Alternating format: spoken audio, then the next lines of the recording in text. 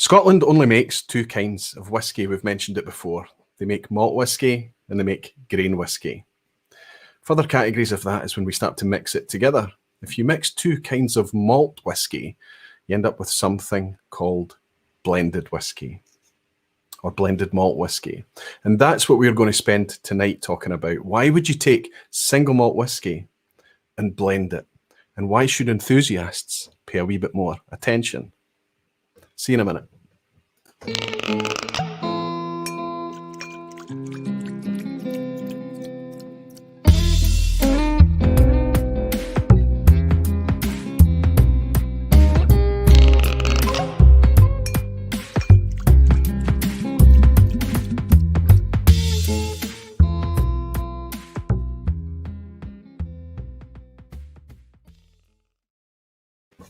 Hello, whiskey folk. Hello, everybody. Welcome. Welcome to another vPub. Welcome to Thursday night. Welcome to everybody, whether you're here live in the lounge on YouTube, if you're tuning in on Facebook. Of course, most of the chat I'm going to interact with tonight is in YouTube, but welcome if you're watching and viewing on Facebook as well. I really do appreciate it.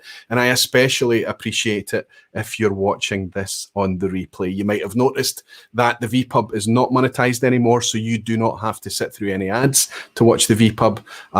That is taken care of by all the fantastic support by my patrons and the dedicated barflies who click the join button underneath to support the channel, and it never needs to be monetized by ads. That's good if you're breaking it up into chunks and listening to it podcast style. I appreciate the support. Thank you so much. Tonight is quite an interesting topic for me. Something I've connected with as a malt whiskey enthusiast, let's say, in recent years, is blended malt whiskey. Something that I didn't fully understand. Didn't understand too much about it, its makeup, how it existed, how it comes to be, what justifies it, and why I should connect with it. That's changed very much in the last couple of years. So I'd like to dedicate tonight's vPub to talk about the category, one of the 5 Scotch whisky categories: malt whisky, grain whisky, blended malt, blended grain, and of course, anytime you mix those together, we end up with blended Scotch. Theoretically, producers like Loch Lomond can do a single blend, I guess, of course, as a 6th category, but we're not going to go there tonight. Specifically, we're just going to talk about that blended malt category. Why does it exist? Why do people take that kind of kudos-led single malt whiskey and blend it together? Even when they have to put that word on the label, they have to then call it blended malt whiskey.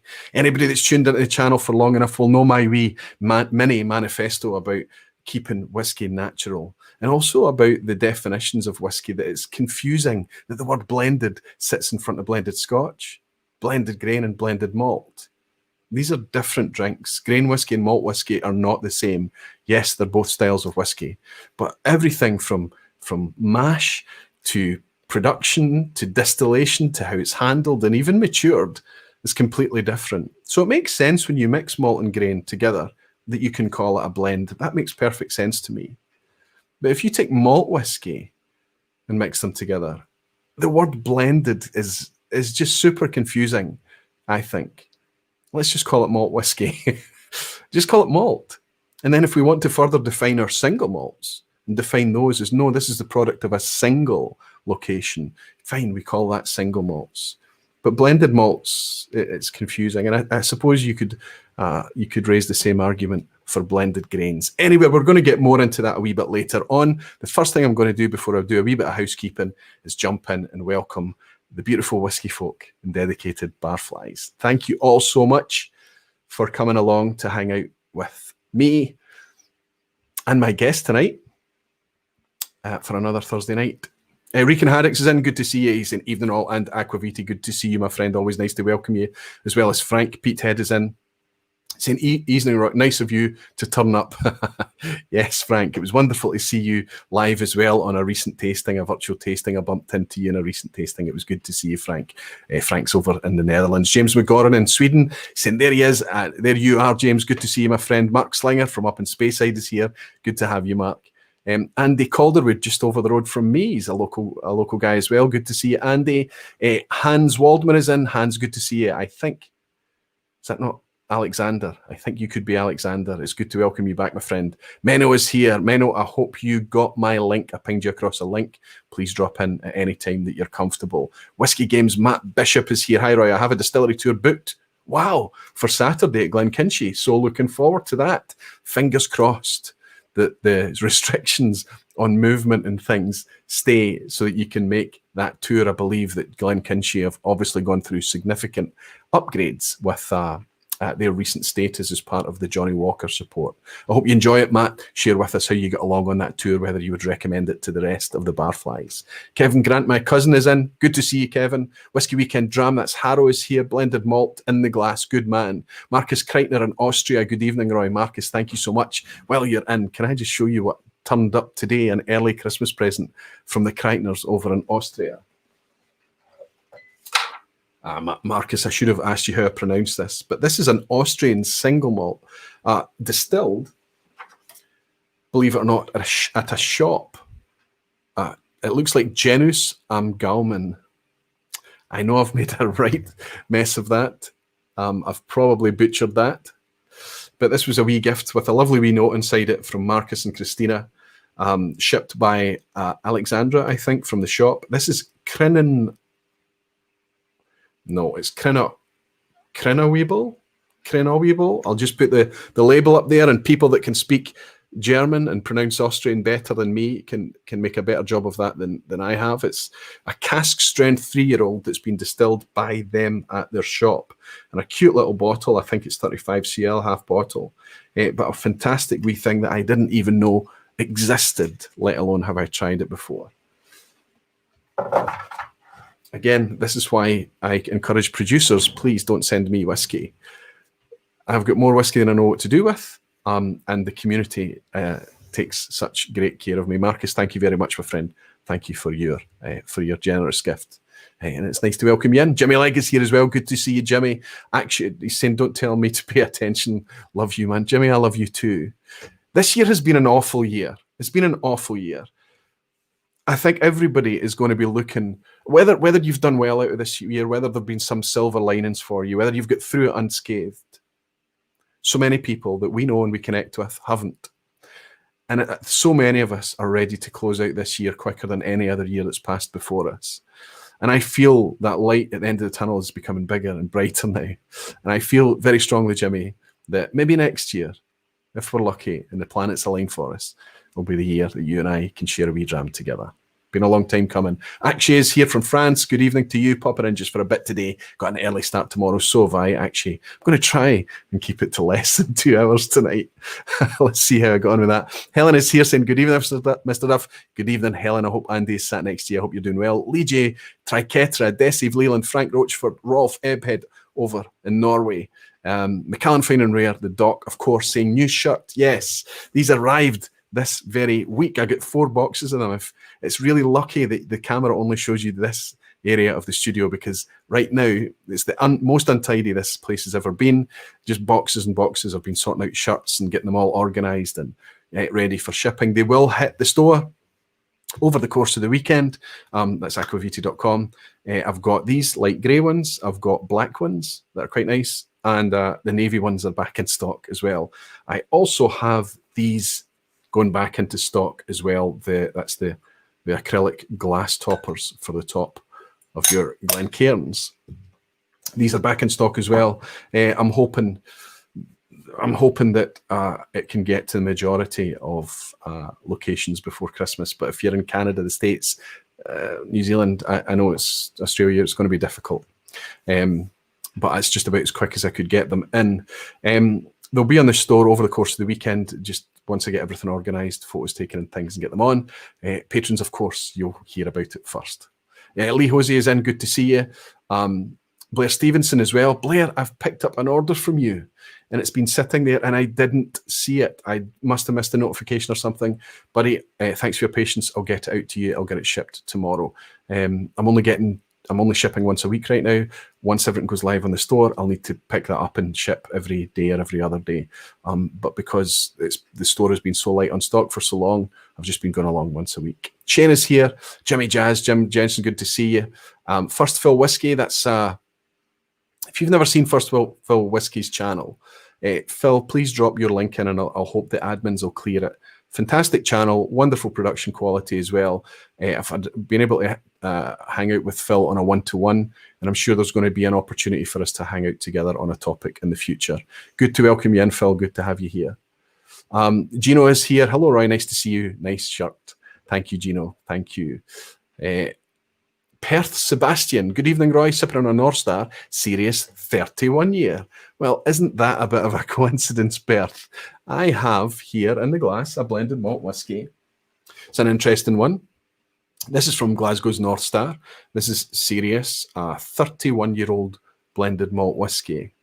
To me, this is very, very bourbon forward. It's almost like they've taken some aged Scotch and it's at some point in its life made it into a very active bourbon cask or two, maybe even virgin oak or something. It's very oaken. If there's a bourbon lover out there, the people that really love the flavors in bourbon, they're going to love this Scotch whiskey. It's very, very vanilla, very oaky.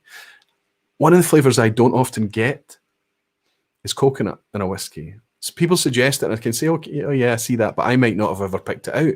I'm not that sensitive to coconut flavors. This is coconutty. Perth, tell me if you're getting some coconut in this whiskey tonight and if you would agree with me how bourbon led it is. Cheers.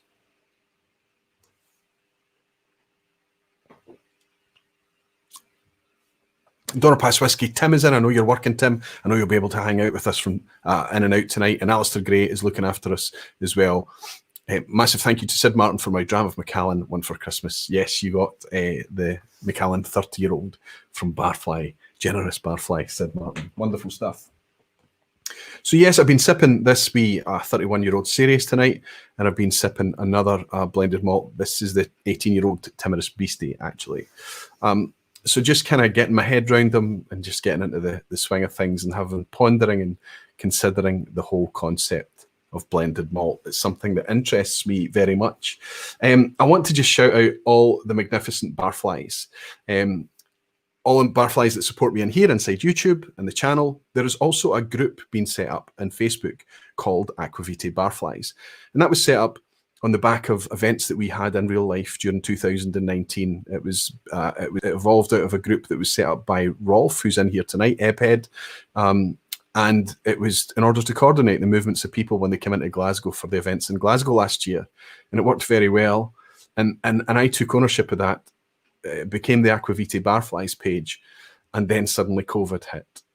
And the reason for that page to exist is to help people meet in real life, whether you're starting a club where you are, whether you're going on a distillery tour or attending a tasting or getting together at a festival, an event, whatever it may be, people that are nearby you or people that are passing by you could get together and understand where everyone is in that Aquavitae Barflies page and help connect people. That's the reason for it to exist.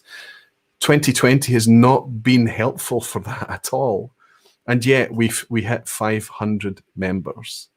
So if you're interested in connecting with barflies and things, and if you're active on Facebook, of course, just do a wee search for Aquavitae Barflies, and you'll be welcomed in there. The spirit and the culture of that wee Facebook group is very friendly, very welcoming, and very inclusive. We try to use whiskey to connect us, see beyond all the things that normally divide us and see the person. And the barflies have just been amazing at that. It's wonderful to see and witness.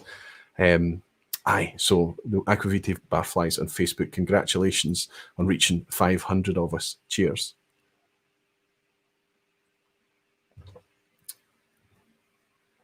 Fantastic.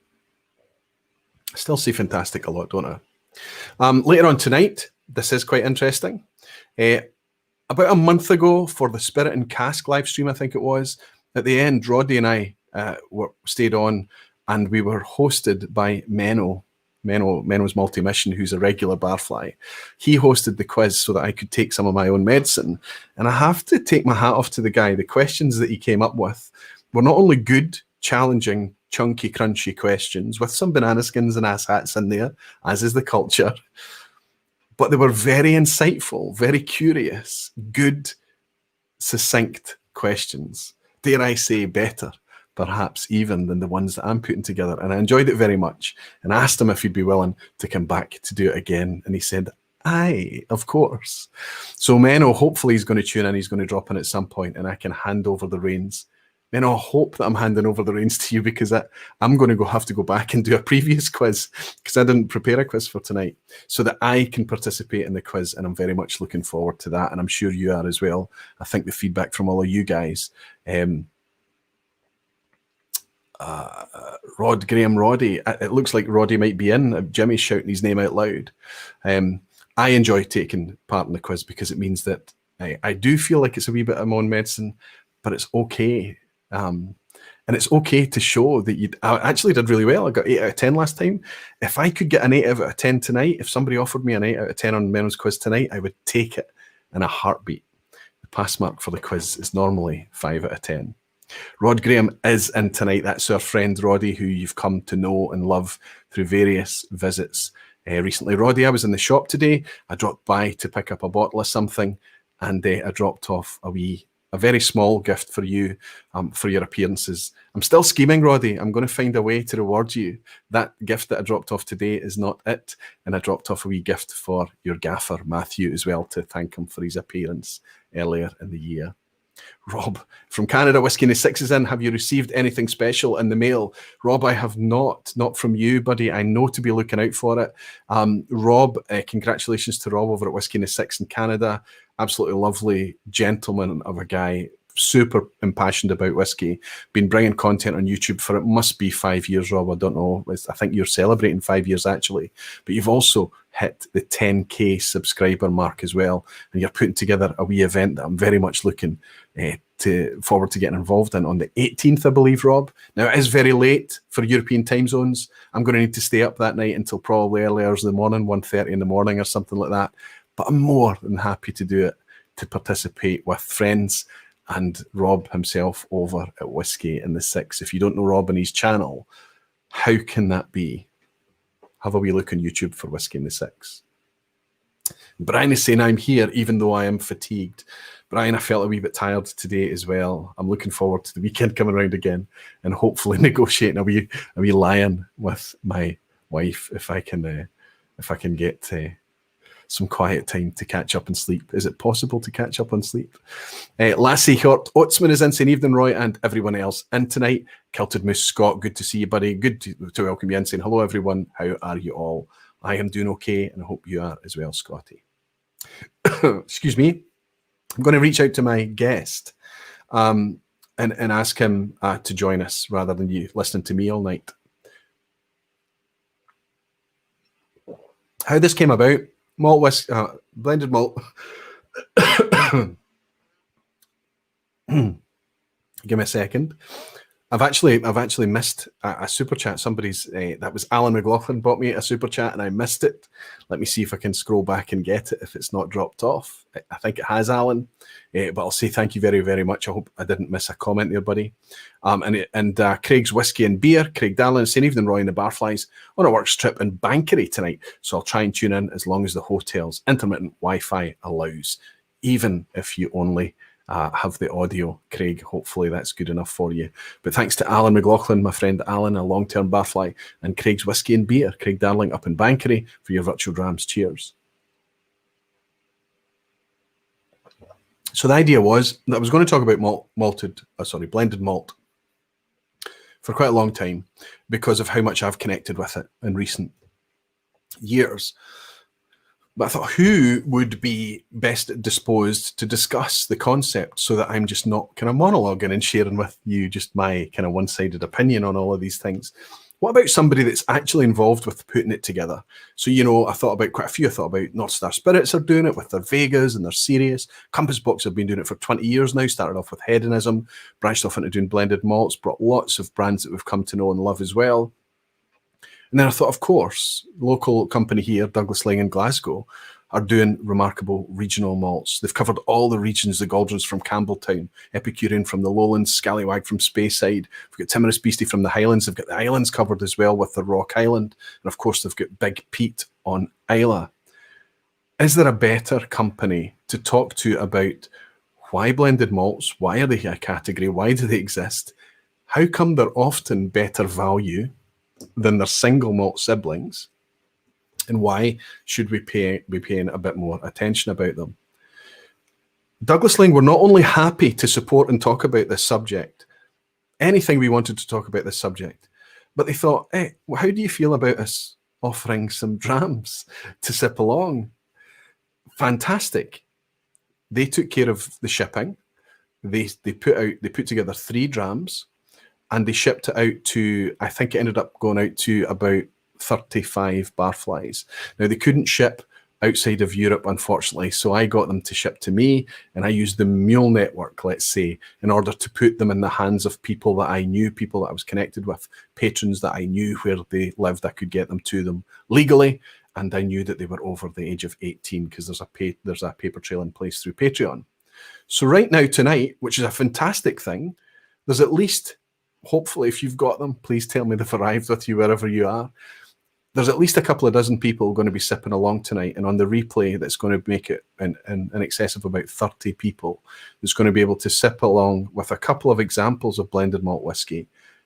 Entry level, easily affordable, widely available blended malt whiskies, in order for you to get your head round a wee bit what the concept is. But also they've been sent out blind in numbered bottles only, so that you can approach them without prejudice and just decide before you know what they are, whether you like them or not.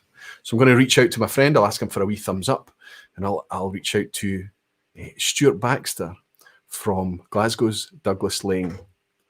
Stuart, welcome behind the bar. Welcome to the vPub, my friend. It's very good to see you. How are you?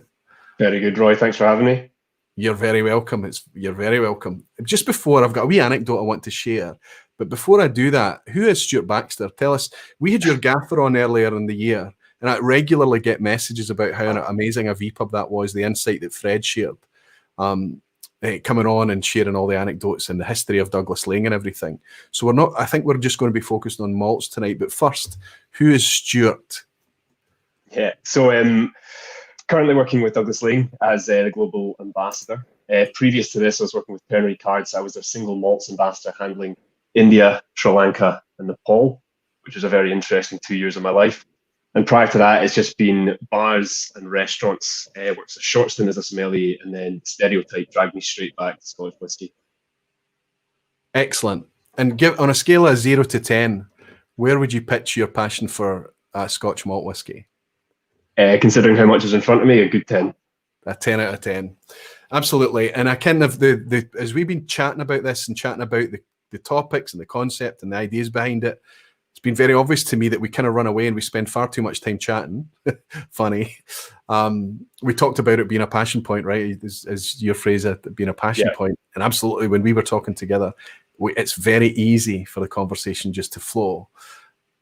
We're going to try our best to keep it on topic tonight, but if it meanders, if there's any insight that you want to share through your experience or whatever, Stuart, it's absolutely fine. And I'll try and dip in and out of the lounge and the chat tonight and pick out any questions that's coming in from the barflies in the lounge. But I want to start off by sharing a wee anecdote with you, if I may, and it involves your products. A semi-controversial subject in Scotch whisky is often scoring whisky.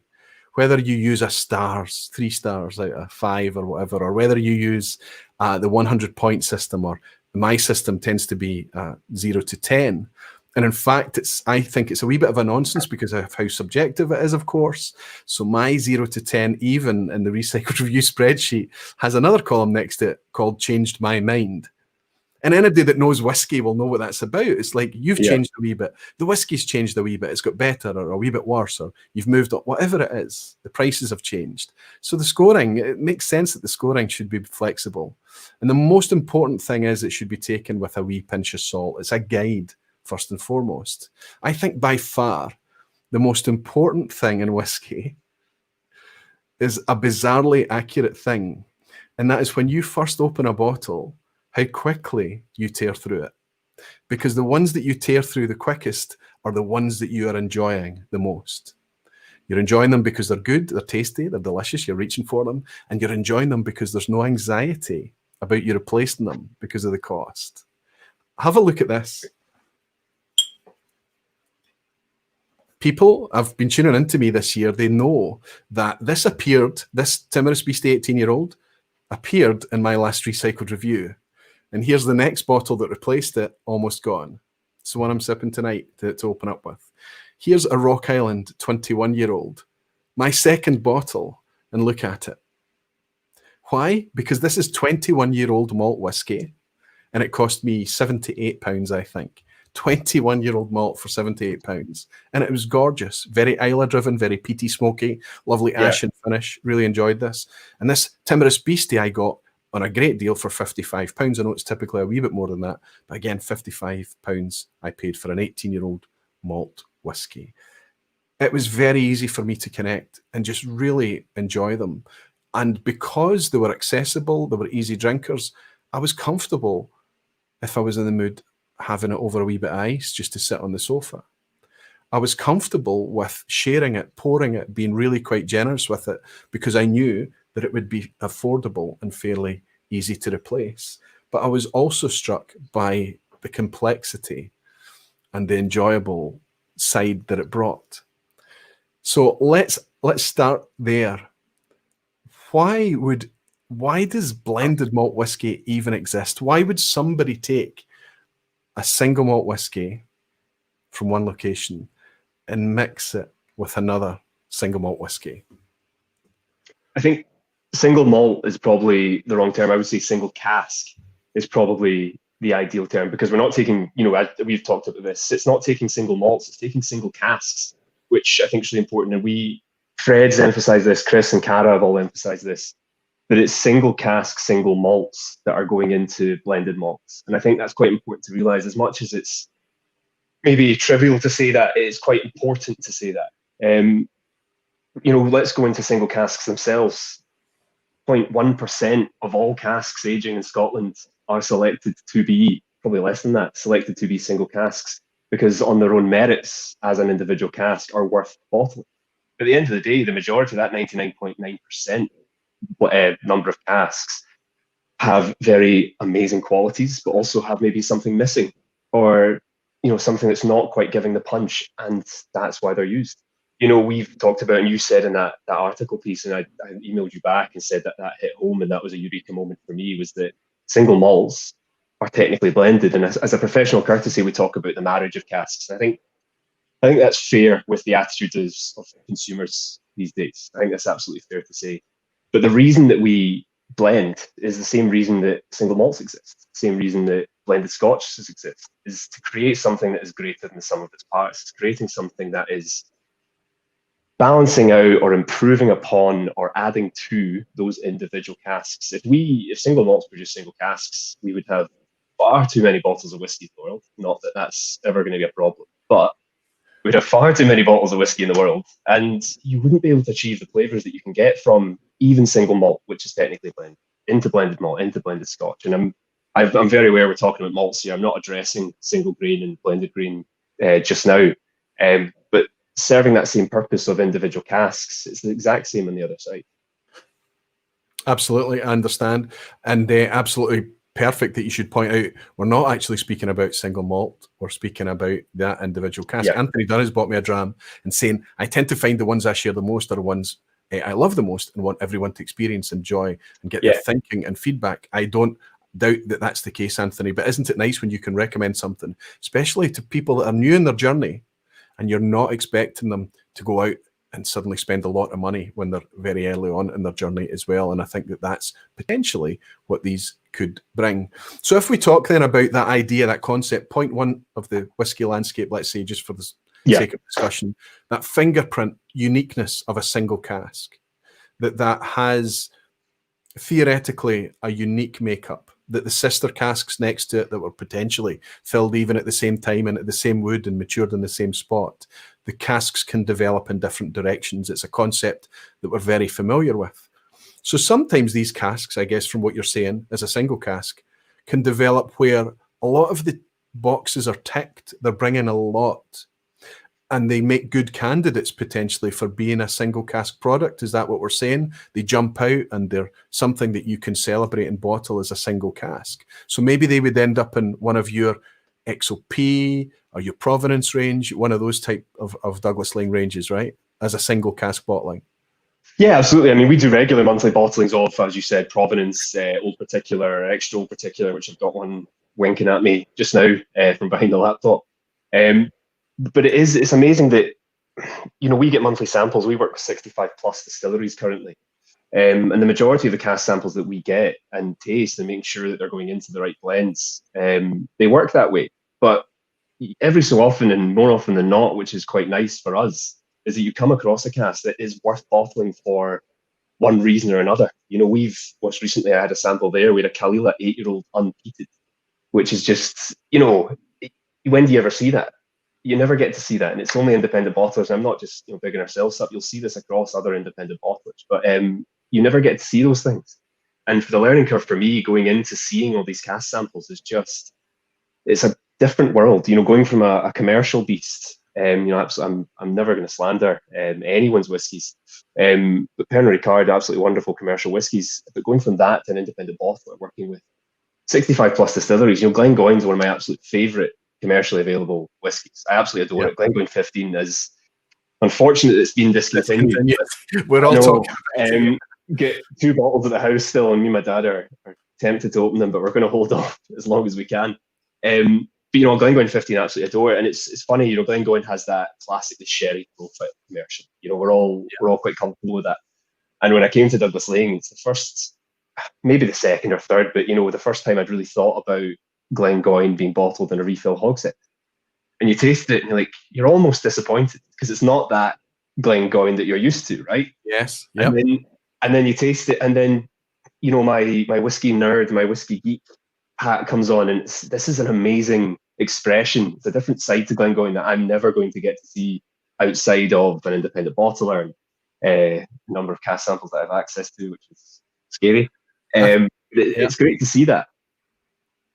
I agree with you, and I think the reason that we probably both enjoy the 15 is because from Glengoyne's releases, it was probably the most American oak ex-bourbon content that was in any of their releases, and it brings a different side to Glengoyne, and it makes you understand and feel a wee bit like Glengoyne don't rely on super high-end active sherry casks in order to have the spirit of Glengoyne. The spirit itself is actually got lots to offer here, and we can access different sides of that through the 15. And like you say, when your Kalila 8-year-old, for example, an unpeated Kalila 8-year-old as well, it's obviously, I know that they're still potentially doing annual Highland campaigns of unpeated whiskey for whatever reason. It's nice that it can serendipitously turn up wee casks like that potentially. But your experience now, your life now, working for Douglas Laing as opposed to your time at Pernod Ricard, is that day by day it's much more granular. You're down at the cask level suddenly, aren't you? Yep. So you're on the front end of the whiskey rather than post blender, let's say, post whiskey maker. You're actually able to touch the casks individually. Yeah, and if anyone's seen either me do a tasting or has been into the sample room, you'll notice there's all these 10 seal sample bottles with our codes and the cask numbers on them. And it's just, we've got 30-year-olds and 40-year-olds sitting there. And it's just what I love. And Sandy Hislop at Pernod talked about this. And I love to see the fact that, being a family-run company, you see the people that are actually doing this. And what Sandy Hislop had said was, the casks that you're laying down are not for you. They're for the next blender. Yes.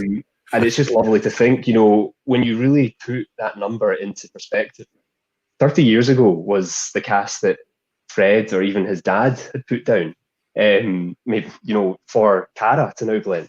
And there's a lot of romance in that, and it's true to form. But when you see that on the level that you're talking about, seeing it face to face, there's a Ochroyce, there's a Benrinnes, there's a Glentorcas, all in these different casks that you've never seen before. It's amazing to think, all right, well, I wonder who put that down, because we've been in charge of our wood policy for a very long time, for decades, and it's just amazing to think, I wonder who put that down and what their thought process was for 30 years' time, or did they intend it to go 30 years? Did they intend it to go into our King of Scots blended Scotch that didn't quite make it? Did they intend that to be a single cask, or is that going to go here?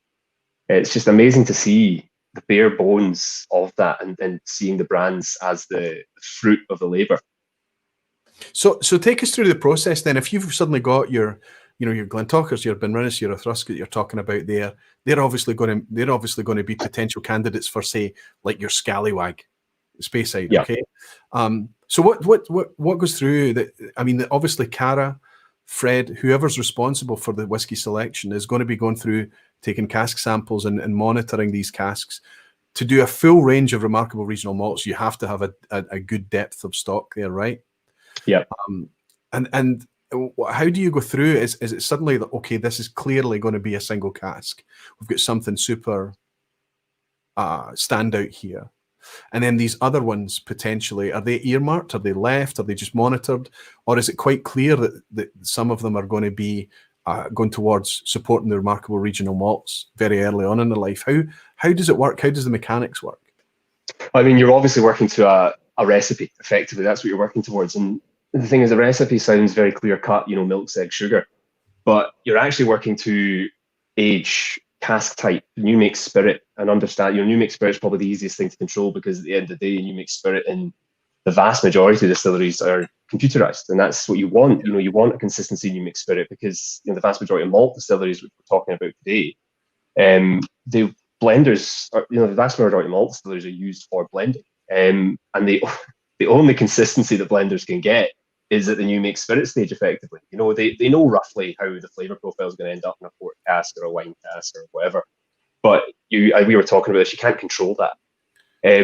So to kind of go to that, it is a recipe, but casks change over time. When we look at, I think peat's a very good example how, for me, it turns into these sweet berries later in life.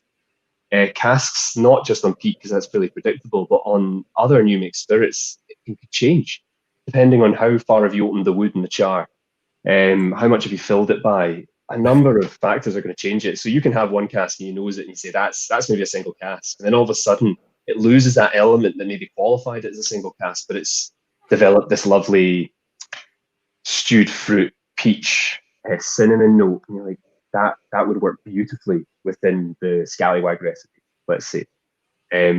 So you have a set recipe that you're going to work to, but casks are frivolous. You never know what you're going to get with them. And it's down to a huge amount of experience that comes with Cara, Fred, and it's generations of experience. It's not just, you can't just jump in and be a blender. You need to have huge understanding of how casks are going to react over 10, 15, 20 years sometimes.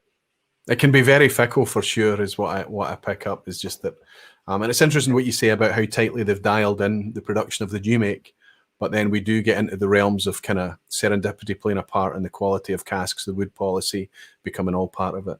So clearly, the remarkable regional malts is something that you're absolutely committed to, because I've seen the range extend year by year.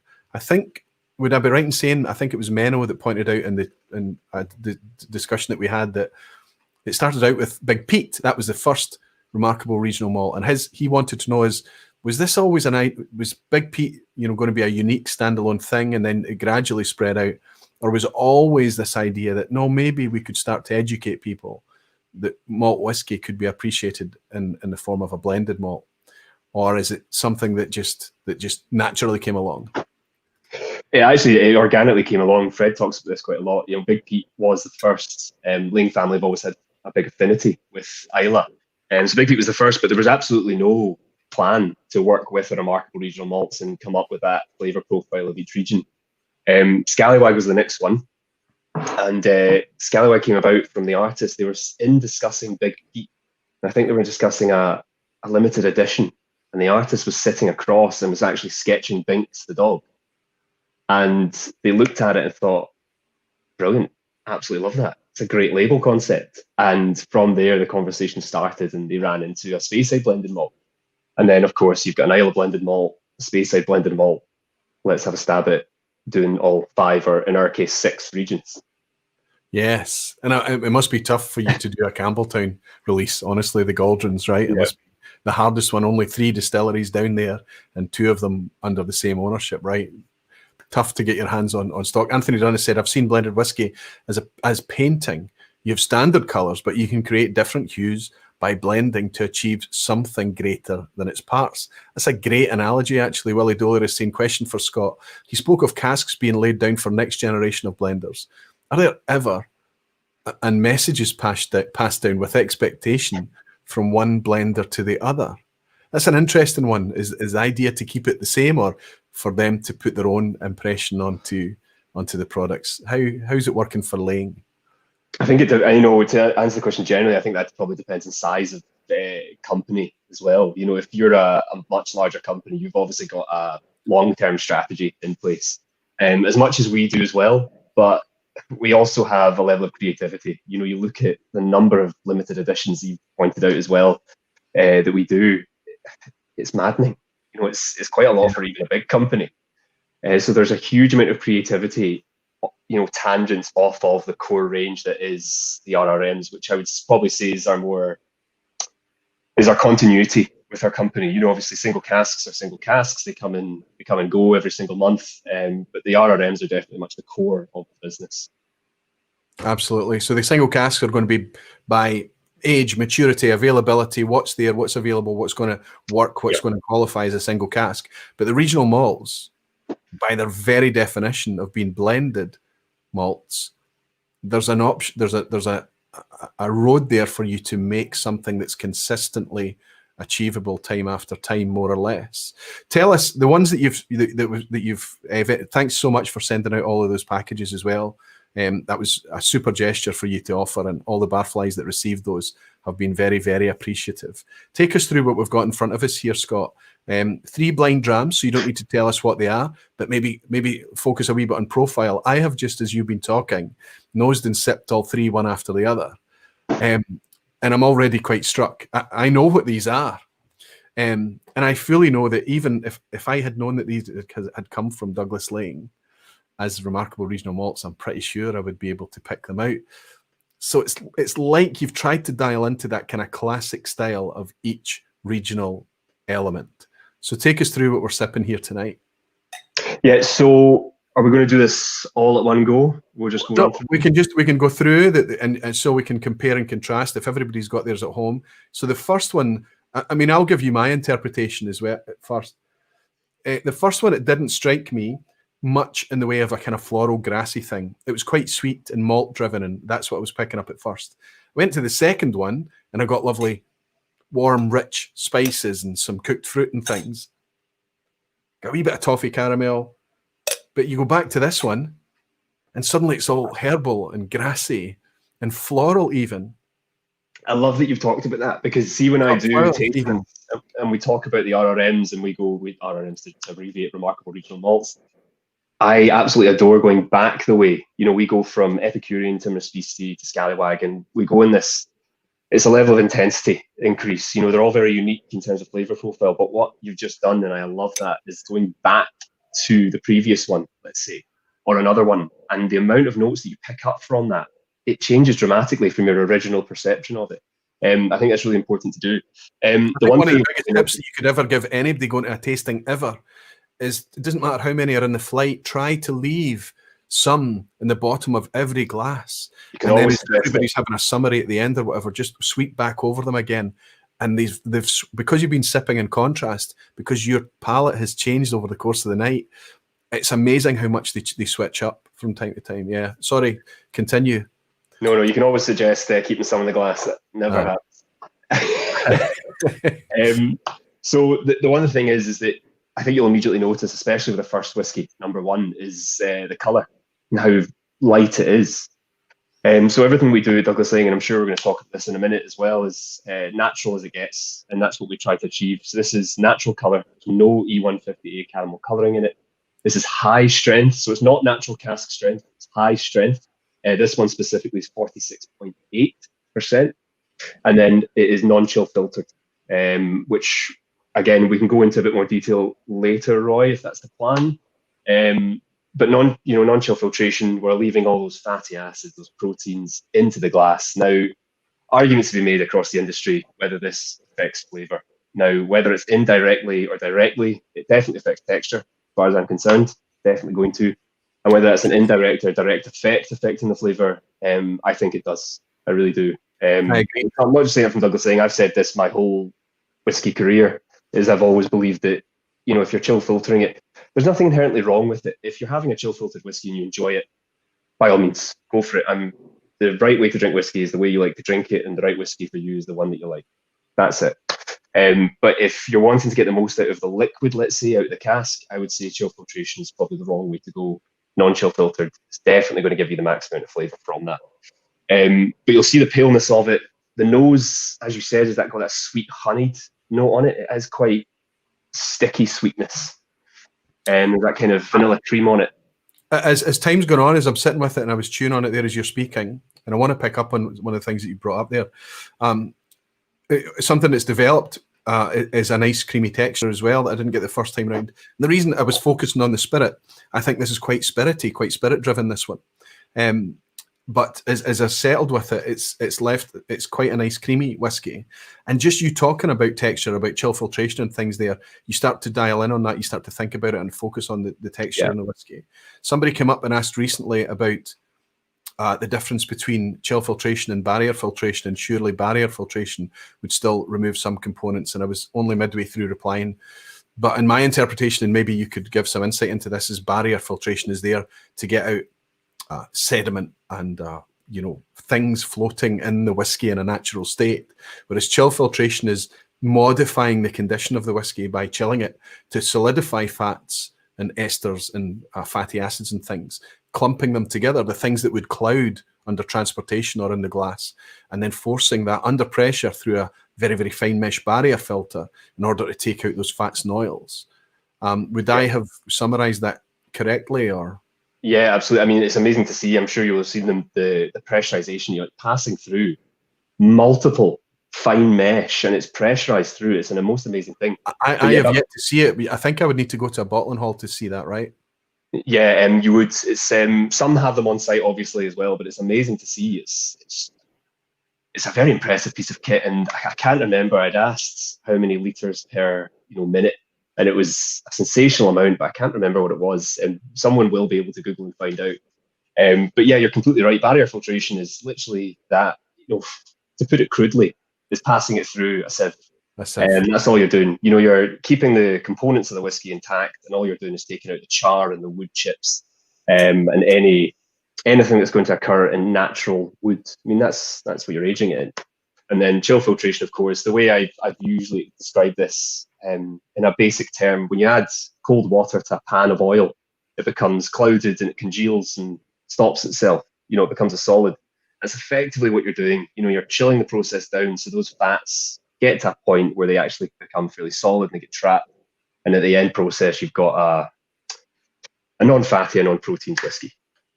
So, I mean, if you might have heard me picking up a wee bit about my mini manifesto. It's a very lofty thing to say I've got a manifesto. I don't mean to get, it's kind of get over yourself, Roy, a wee bit, but it's precious to me. I don't own whiskey. It's not mine. It's made by businesses, and I get that, I understand that. But I think whiskey is such it arrived serendipitously. It's like a magical thing that we've been gifted. And I would like to think that we are a bit like when Willie Dollier's questionnaire talked about the guardianship of Fred passed on to Cara and things that we never really own this thing. We're just kind of transient guardians of it. So keep it as natural and as good quality, make the best whiskey that we can.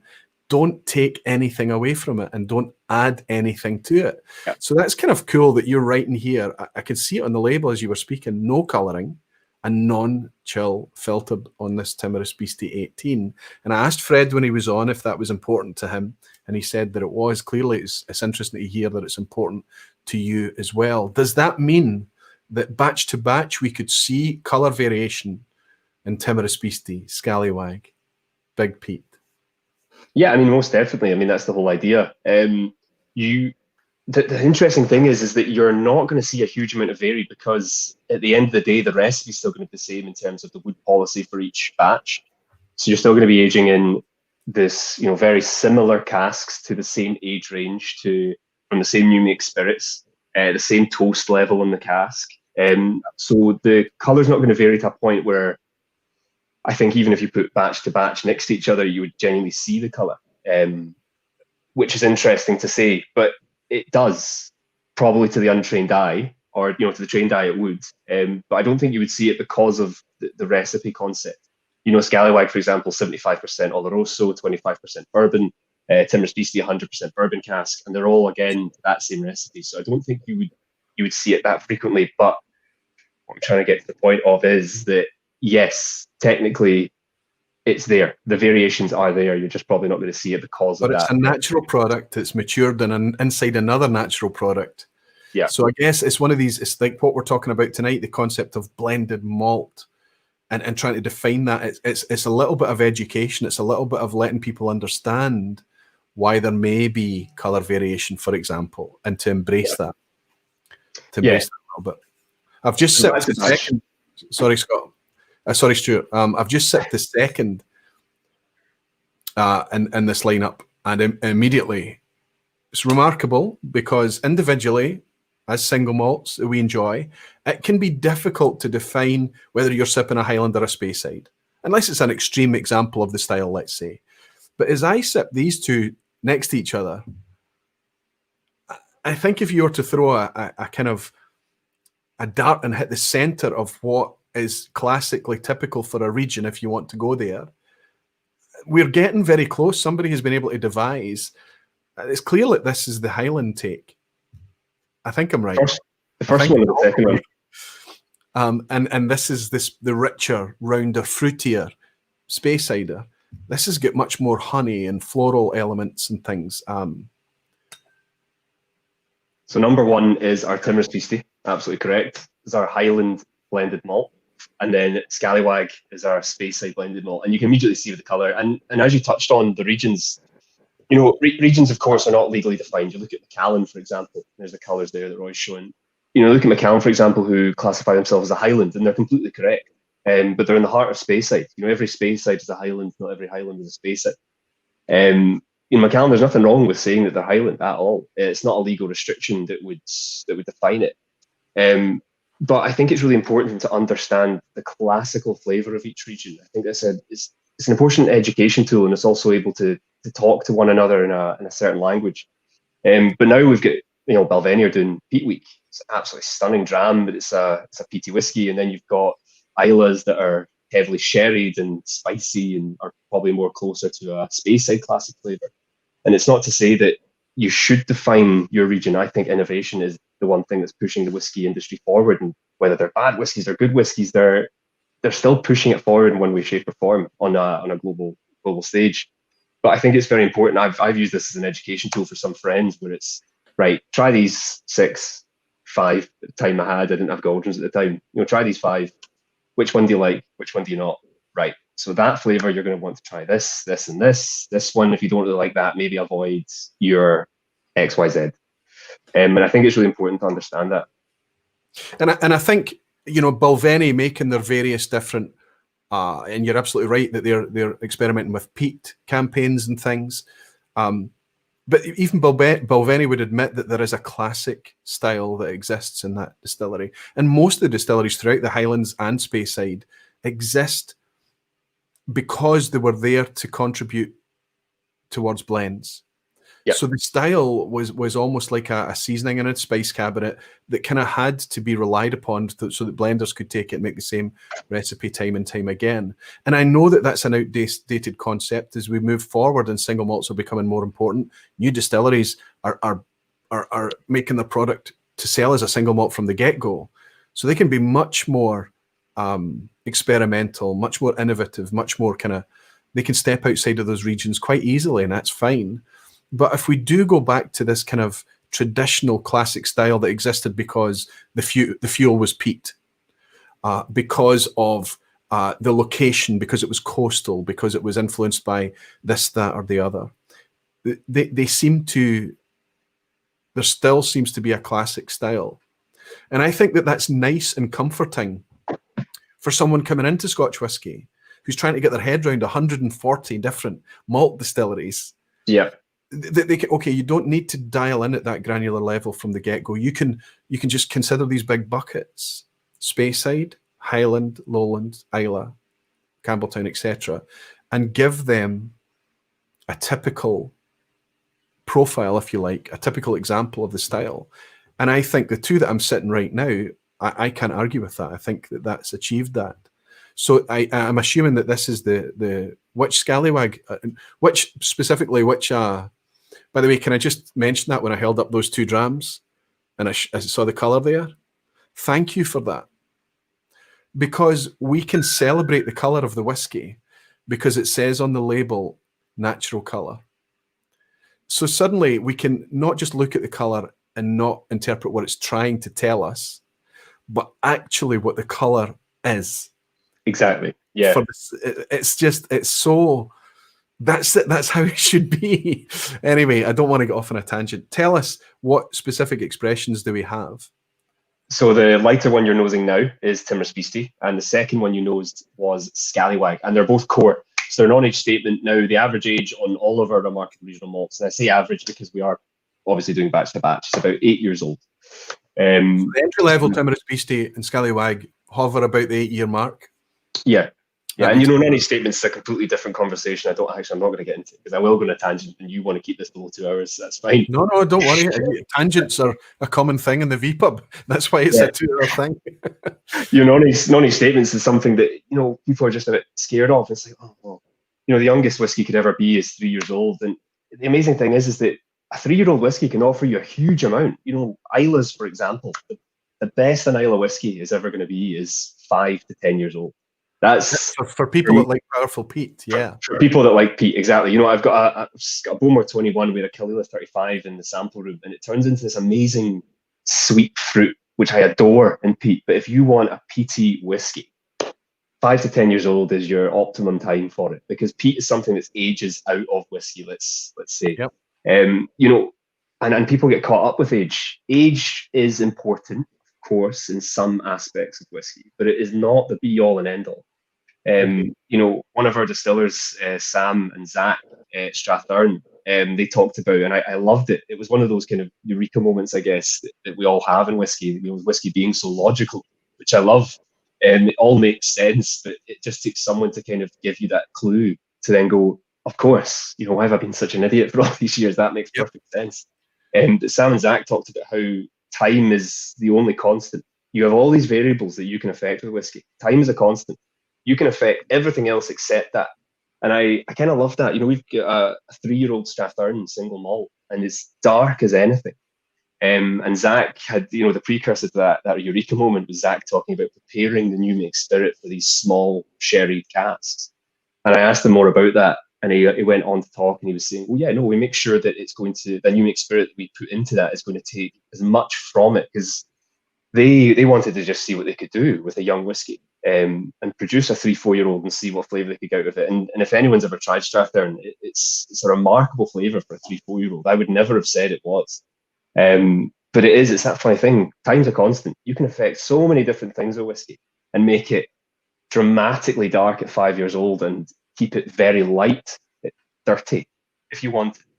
You can really do that thing. It's just, I absolutely adore it. It's great. And I think that's, as I say, that's one of the nice things about the fact that when you can rely on something being natural colour, it gives you that extra layer of appreciation, something that you can truly appreciate. And being honest, Anthony Dunn is asking, does the increased education and appreciation of whiskey promoted by YouTube channels like Aquavitae, etc., help support and push producers to move to non-chill filtered and high ABVs? So I guess, I would say that often I find myself echoing the voice of the community that I represent, not because necessarily we all kind of get together and decide an actual manifesto, but because we naturally congregate together because we're after the same things. Ralphie's been going for 10 years now, and I can't remember a time where he's ever deviated from keep it natural. Most of the people that I drink with and enjoy whiskey with, they're not crazy, religious about it. They're happy to approach things with an open mind and try them. But their experience time after time is that, generally speaking, the ones that they're drawn to more tend to be natural presentation. So I guess what Anthony's asking there, how you've clearly listened to the market that you speak to. You're not a mass market producer. You're an independent bottler who's brought out some standard ranges in modern times. But I think it's clear that these are very much focused. They're very much in line with us in mind. You know who your market is, I guess.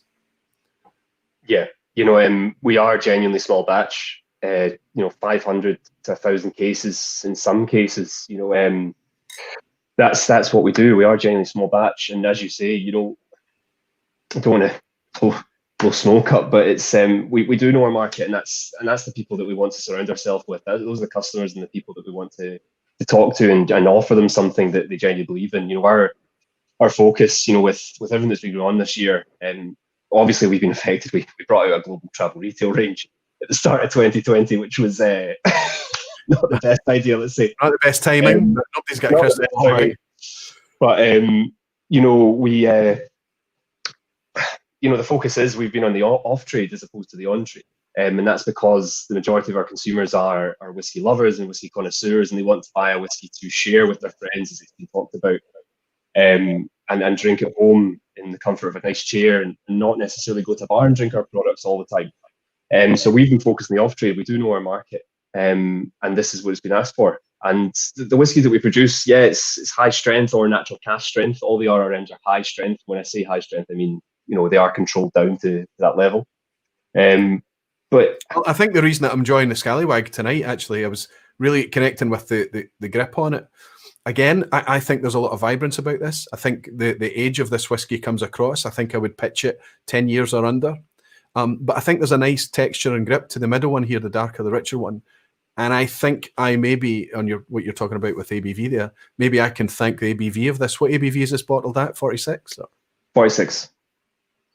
So again, that little bit of extra kind of palate grip, that extra bit of spice and vibrance that's brought by the higher ABV. Yeah, and there's a couple of reasons that we do the high ABV, especially at 46 being the kind of benchmark. 46 the first reason, alcohol carries flavour, depending on the cask, a number of variables, but 46, 48, Dave Broom talked about this, is kind of an optimum level of alcohol to carry flavour through, without it getting, to overkill. But there's another reason, and the other reason is, non-chill filtered whiskies, as many of us have had, when you add water and cool the temperature down, you see a huge amount of cloudiness in it. And there's nothing wrong with that at all, absolutely not. I'd almost rather my whiskies went cloudy.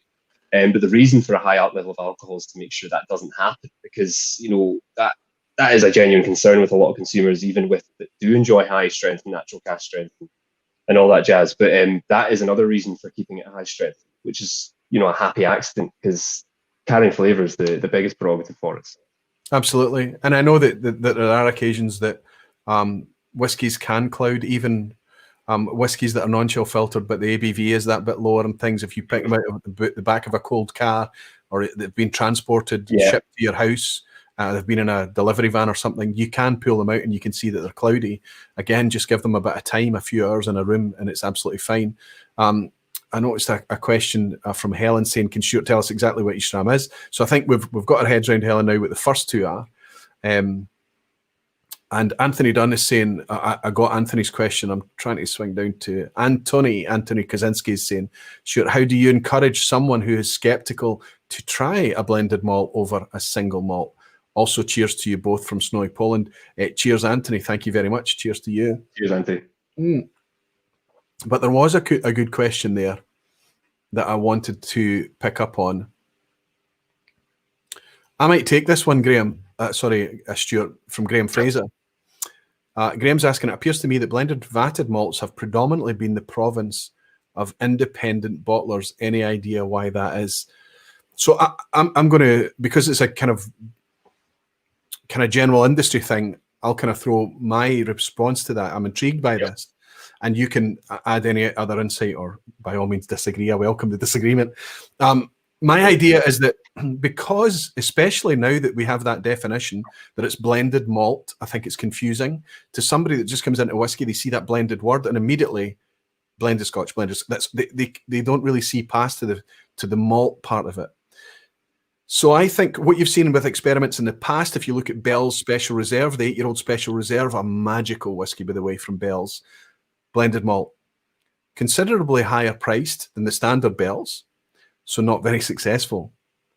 Famous Grouse brought out the exact same concept at 18 years old, and they vatted malts together from Macallan, from Highland Park, from Glenturret, and from Glenrothes. Maybe some Tamdhu in there as well back in the days, and perhaps even your favourite Stuart Glengoyne.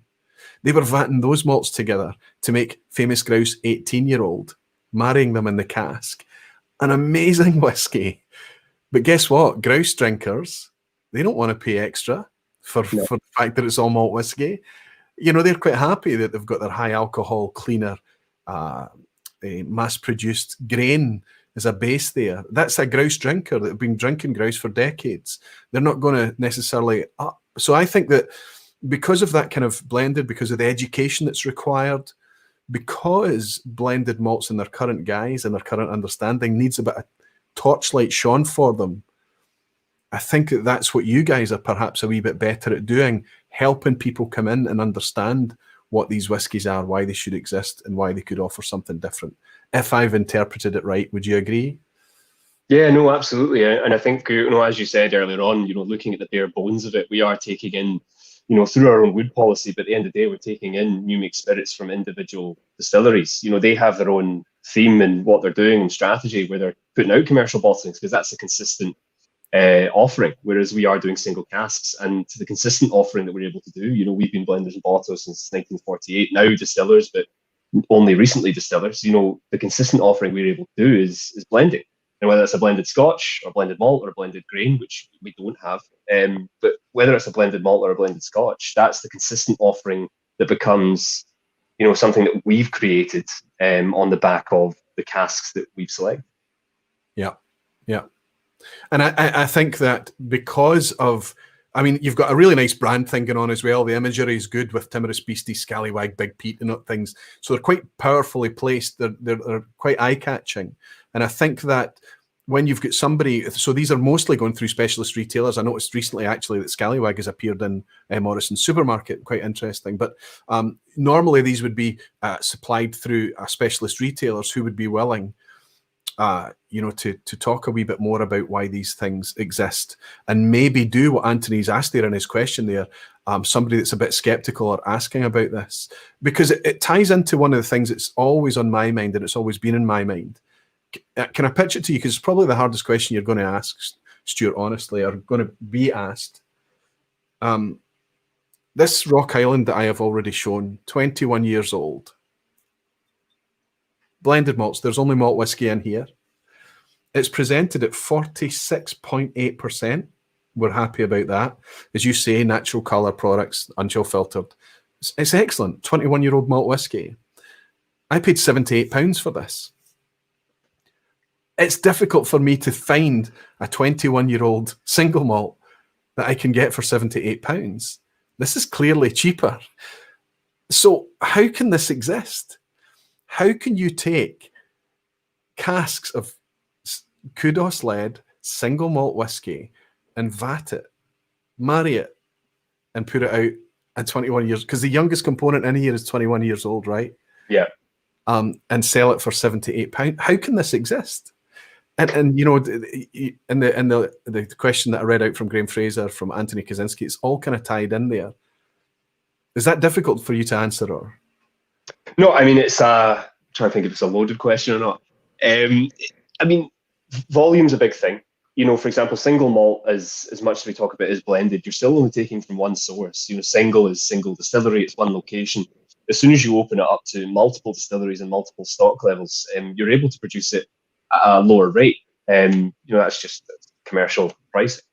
But all in all, there's a number of expenses that come with it, because I know what you're trying to get at here. There's a number of expenses. You've got blending, you've got supply chain, making sure those casks get together from those multiple distilleries. You've got a number of expenses that come on top of that. Honestly, I don't know, because I don't want to just start spouting to you. It's just is what it is. It's just a great jam. If we extrapolate then from what you started to talk about earlier, when you talked about, and this has always fascinated me from even distilleries that are making single malt. If we talk about that idea that apart from a single cask, everything that we drink is blended. It's either a marriage of casks to make a single malt, or whatever it is to make core range, to make whatever limited releases it is. And if you even take it to a really, really granular level to what they're doing, for example, at Waterford, where they're able to dial down to the individual strain of barley and the actual parcel of barley that came from a particular field in a farmer's location, they're able to drill down to that level. But what they're trying to do, and their end game, is to try and build up all of these various layers of different components, different elements of flavor, layers that they can bring and bring together in order to make a blend. But of course, it's not a blend. It's essentially going to be a single malt from Waterford in that case, in that example. So if you, as I guess a producer, if you've got these single casks that stand out and you know you're going to bottle it as a single cask, I think the honest thing, it seems to me, that there are other casks that you're going to have that are still great whiskey, high quality whiskey, nothing wrong with them. But there are things in there that you're going to be able to utilize and mix with other casks in order to make something that's greater than the sum of its parts. However, it may be that those two casks didn't originate in the same distillery, that they're from two different locations, but they have completely different components. And when they come together, they're able to make something that's, like I said, greater than the sum of their parts. I wonder how many times we could potentially use that phrase tonight. I wonder if that's how they come around, because essentially if somebody's tasked with the task of making the same 12-year-old core range year in, year out from any distillery you want to pick, that's what they're trying to do. They're trying to reach into their depth of stocks to try and make that same recipe time and time again.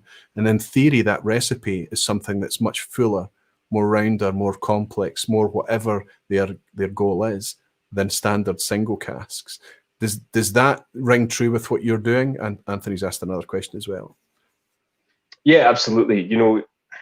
Blending, I could get into the history of this, because actually I'm a big history buff when it comes to whiskey, but blending's been around for a long, long time, and it's the reason it's existed, officially since 1853. We all know that that's not been the case for before that. But, sure. Blending has existed, and the reason it has existed is to create consistency. People were very aware, especially back then, when obviously we didn't have the understanding, the awareness, and the education that we have now to create single casks that are smooth and tasty. Back then, single malts and malt whiskey was effectively harsh. It wasn't necessarily the most palatable thing. Blending has always existed for the sole reason to make something that was more rounder, softer, more approachable, to make sure that consumers enjoyed the product. And that's absolutely what we do. It's making sure that you're getting the best out of the attributes that you're given. Single malts are taking from the casks that they produce from their new make spirit. That can go into port cask, wine cask, bourbon cask, whatever you want.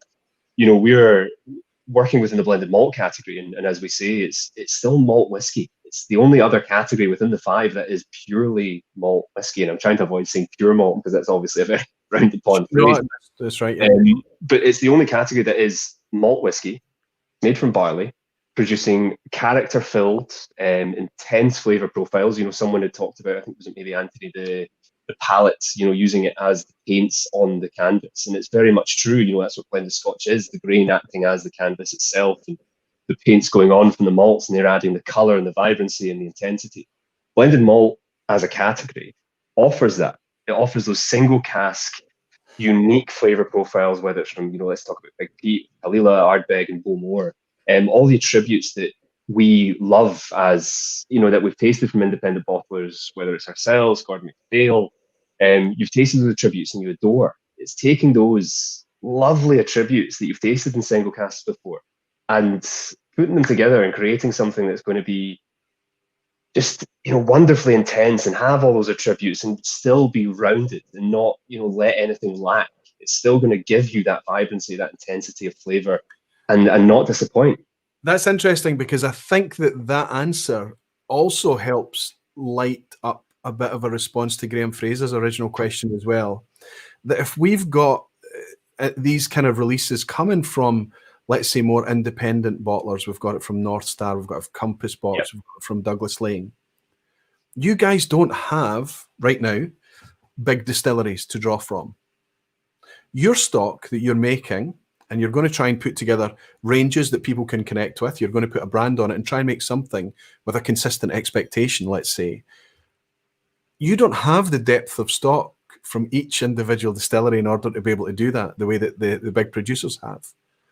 You're then forced to explore this category, that you're forced then to put that label blended malt on the label.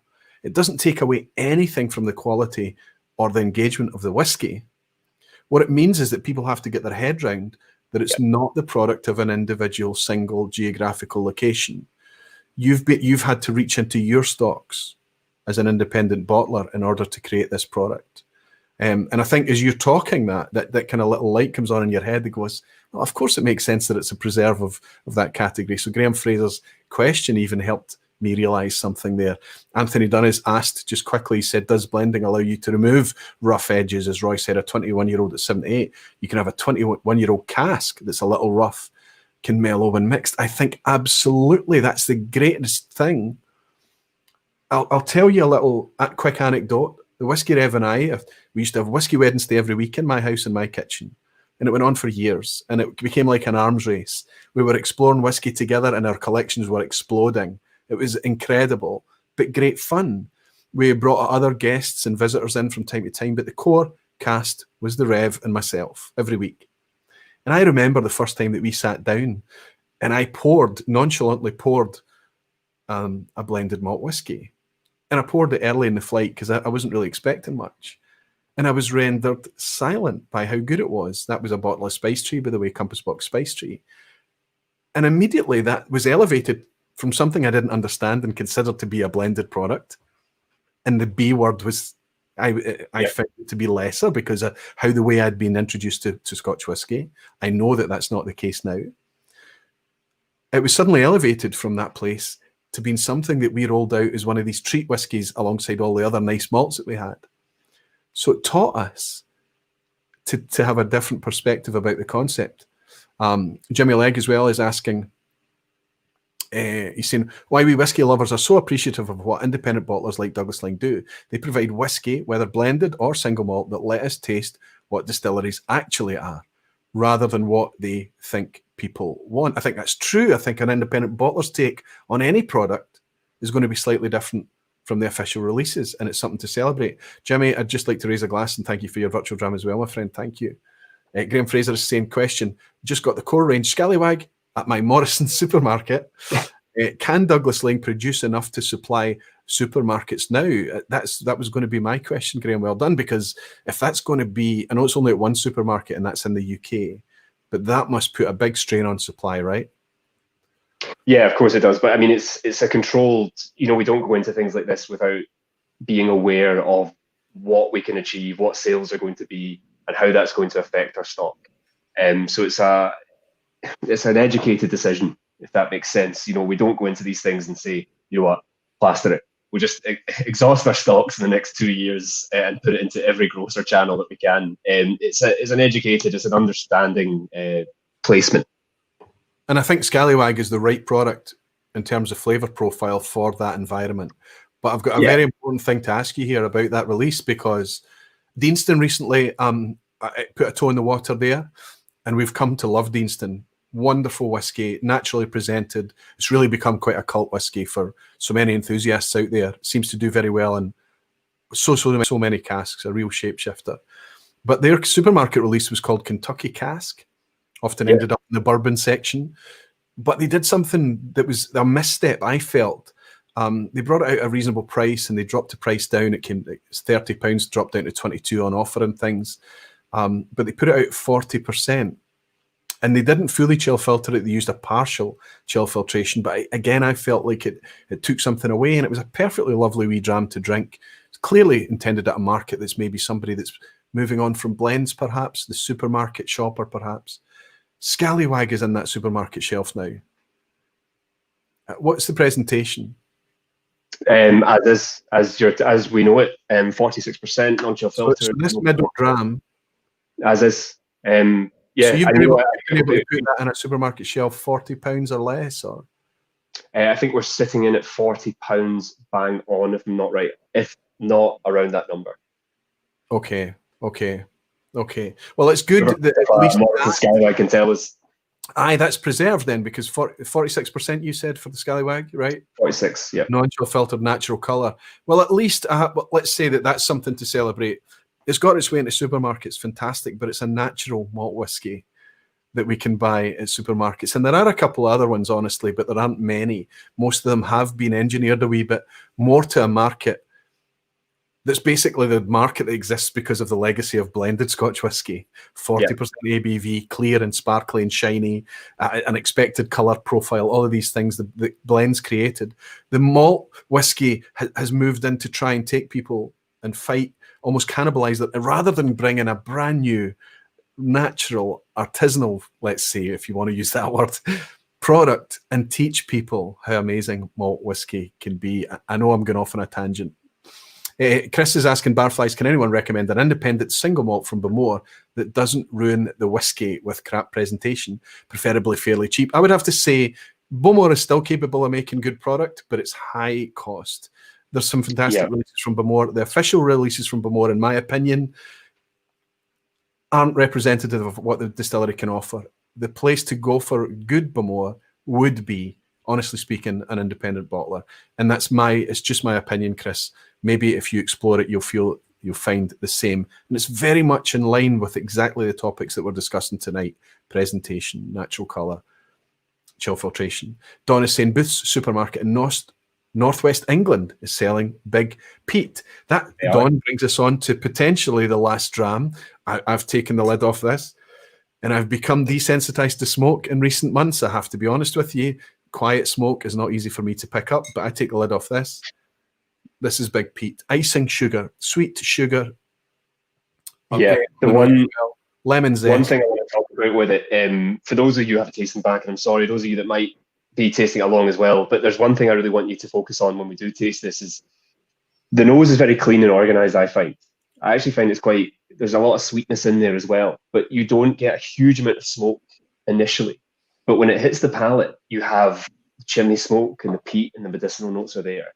But then as soon as it reacts with your saliva, as it does, it's at 46%, it hits and then you exhale. It grows from controlled chimney smoke into bonfire, wildfire smoke. And I think it's the most remarkable change, going from the nose, which feels quite clean and organized and balanced, into this very intense exhale. I mean, I think the whole thing is a very spirit-driven, clean, fresh, bright thing. It's very spirity. It's very smoky. When we talk about high ppms and high, this is up there. This is a highly peated product. I think the sweetness is there through the finish. It lingers for a long time. The smoke does go ever so not really too ashen, slightly ashen, but more wood smoke on the finish. Whereas midway through, you're kind of in it in those kind of really more Isla style, bold, smoky flavors. This is exactly something devised fully for peat heads. Yeah, and it's funny. We talk about ppm, and ppm isn't obviously a very specific measurement. Let's say, depending on the cut that you're taking from your new make spirit, if it's, we all know.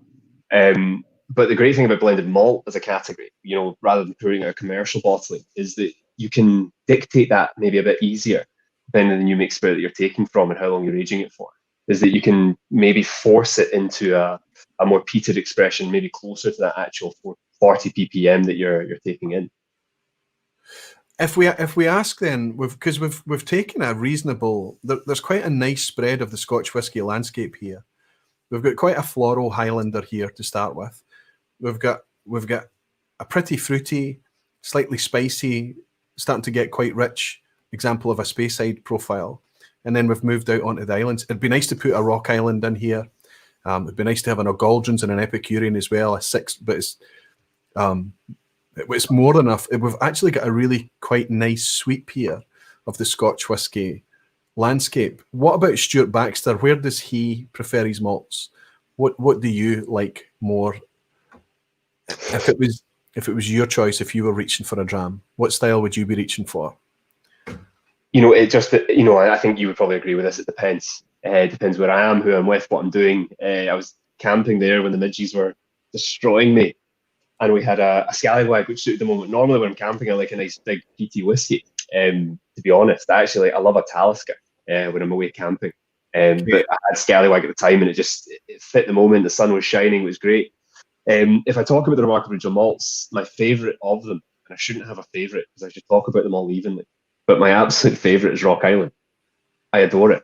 And I think there's a level of flavour in it that just goes from, sweet lemon citrus into the salty, briny seaweed into that Isla that's represented in it as well. Right.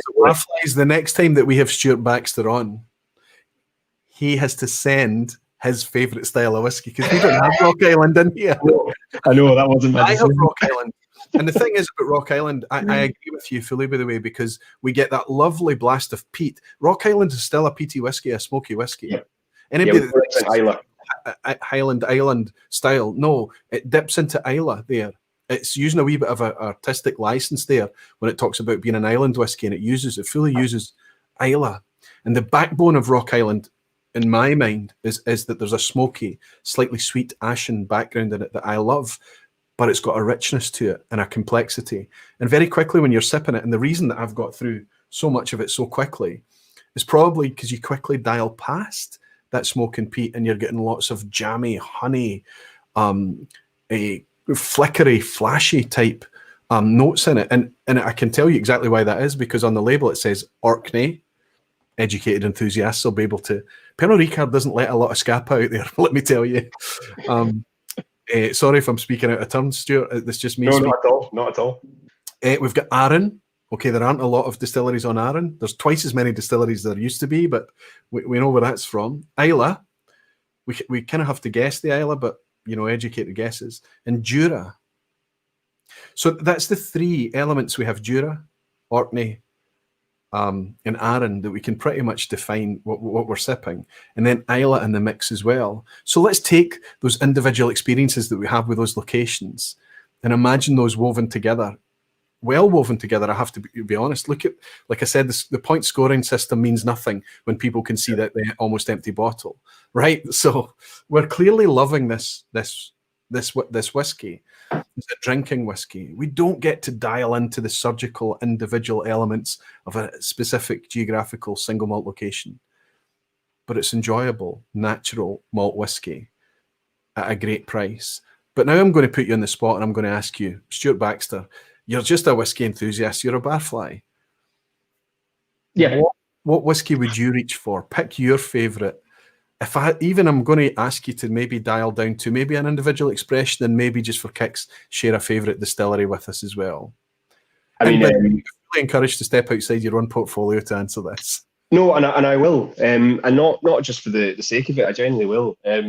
I grew up just north of Glasgow in Mulgai and Drimmen in Killearn, in that area, and I grew up next to Glengoyne Distillery. I've driven past Glengoyne Distillery more times than I can count, and it's always been, my dad's been a big fan of Glengoyne. My grandfather was a big fan of Glengoyne, and it's home. When I've done blind tastings, and I rank Glengoyne as a very high commercially bottlings. I'm talking about I've always ranked it as a very high whiskey, but it's amazing how I've done blind tastings with Glengoyne, and Glengoyne 15 being involved in it, my favourite dram, commercial bottling, and I've not ranked it top in blind tasting. But there's something to do with seeing the label, being, drinking that whiskey, where there's an emotional connection to it, where I'm home, I'm with my dad and drinking it, and I know it so well. So yeah, to answer your question, Glengoyne, there's just something about it that, you see. Glengoyne 15 is the individual expression. It's interesting you say that, because one of the reasons I love blind tasting, I encourage it heavily on the channel. This channel is arguably built around the concept of blind tasting often. Is that the problem with blind tasting, as you've just pointed out, is that it strips away a bit of ceremony, a bit of that connection, a bit of that emotion. We're human beings, come on. The reason that we haven't progressed as fast as we have is because we're driven by emotions, and it can be hard to keep our emotions in check. With whiskey, we get to just give up to that emotional attachment that we might have to previous experiences, memories, nostalgia, whatever it may be, whimsy, it doesn't matter. And when you're drinking and pouring from a bottle that you recognize, like you say, it's going home, I get that completely. And blind tasting can strip that away from you, those things. Yeah. And then whiskey has to stand up in its own right. But that's not the only thing that whiskey is about. Whiskey is about the moments, the people, the memories, the nostalgia. And if we can connect with those things through a physical thing like a bottle or a dram, I think it's wonderful. and nobody needs their favourite whiskies to stand up time and time again. It's because it's so mood and environment driven. It's fantastic that you would even share that, because it's absolutely a real thing. One of the worst things you can do with a very special bottle that you've spent a lot of money on is have somebody pour it for you blind, and you don't know what it is, and then you not to enjoy it that night. It can be so destructive. But what would you say? It's that mindset of making sure that you detach yourself from your analytical and your emotional mind. And there's nothing wrong. You know, my favourite whiskey is not the best whiskey I've ever tasted, but it's still my favourite whiskey. And as you say, it's that emotional. You know, my mum's mum used to say, as soon as you see the Campsies, you're home. And that's still very true. You see the Campsies, you see Dumgoyne, and the foot of Dumgoyne is Glengoyne. and that's it. I've had wonderful experiences with Glengoyne as well, with the hands of their whiskies over the years. And anybody that knows me and knows the channel, the reason that I am sitting here today in front of this camera talking to Stuart Baxter is because of a 10-year-old bottle of Glengoyne that I enjoyed at Glengoyne Distillery. Quite amazing. And Graham Young is chiming in and saying, Glengoyne is my happy place. Hey, you'll be getting a job offer from Glengoyne, Stuart. Glengoyne is my happy place. My epiphany whiskey experience was stepping off the bus, the X10 bus from Glasgow Buchanan Street, and into the warehouse tasting there in 2015. Graham, thank you very much for your virtual drama, friend. Maybe the next time you make that trip, we might be able to bump into each other. What do you think? Cheers, buddy. Graham out in Canada. Thanks. Graham Fraser is asking again. I seem to be picking up, Graham, I seem to be picking up the same names. I don't know if I'm...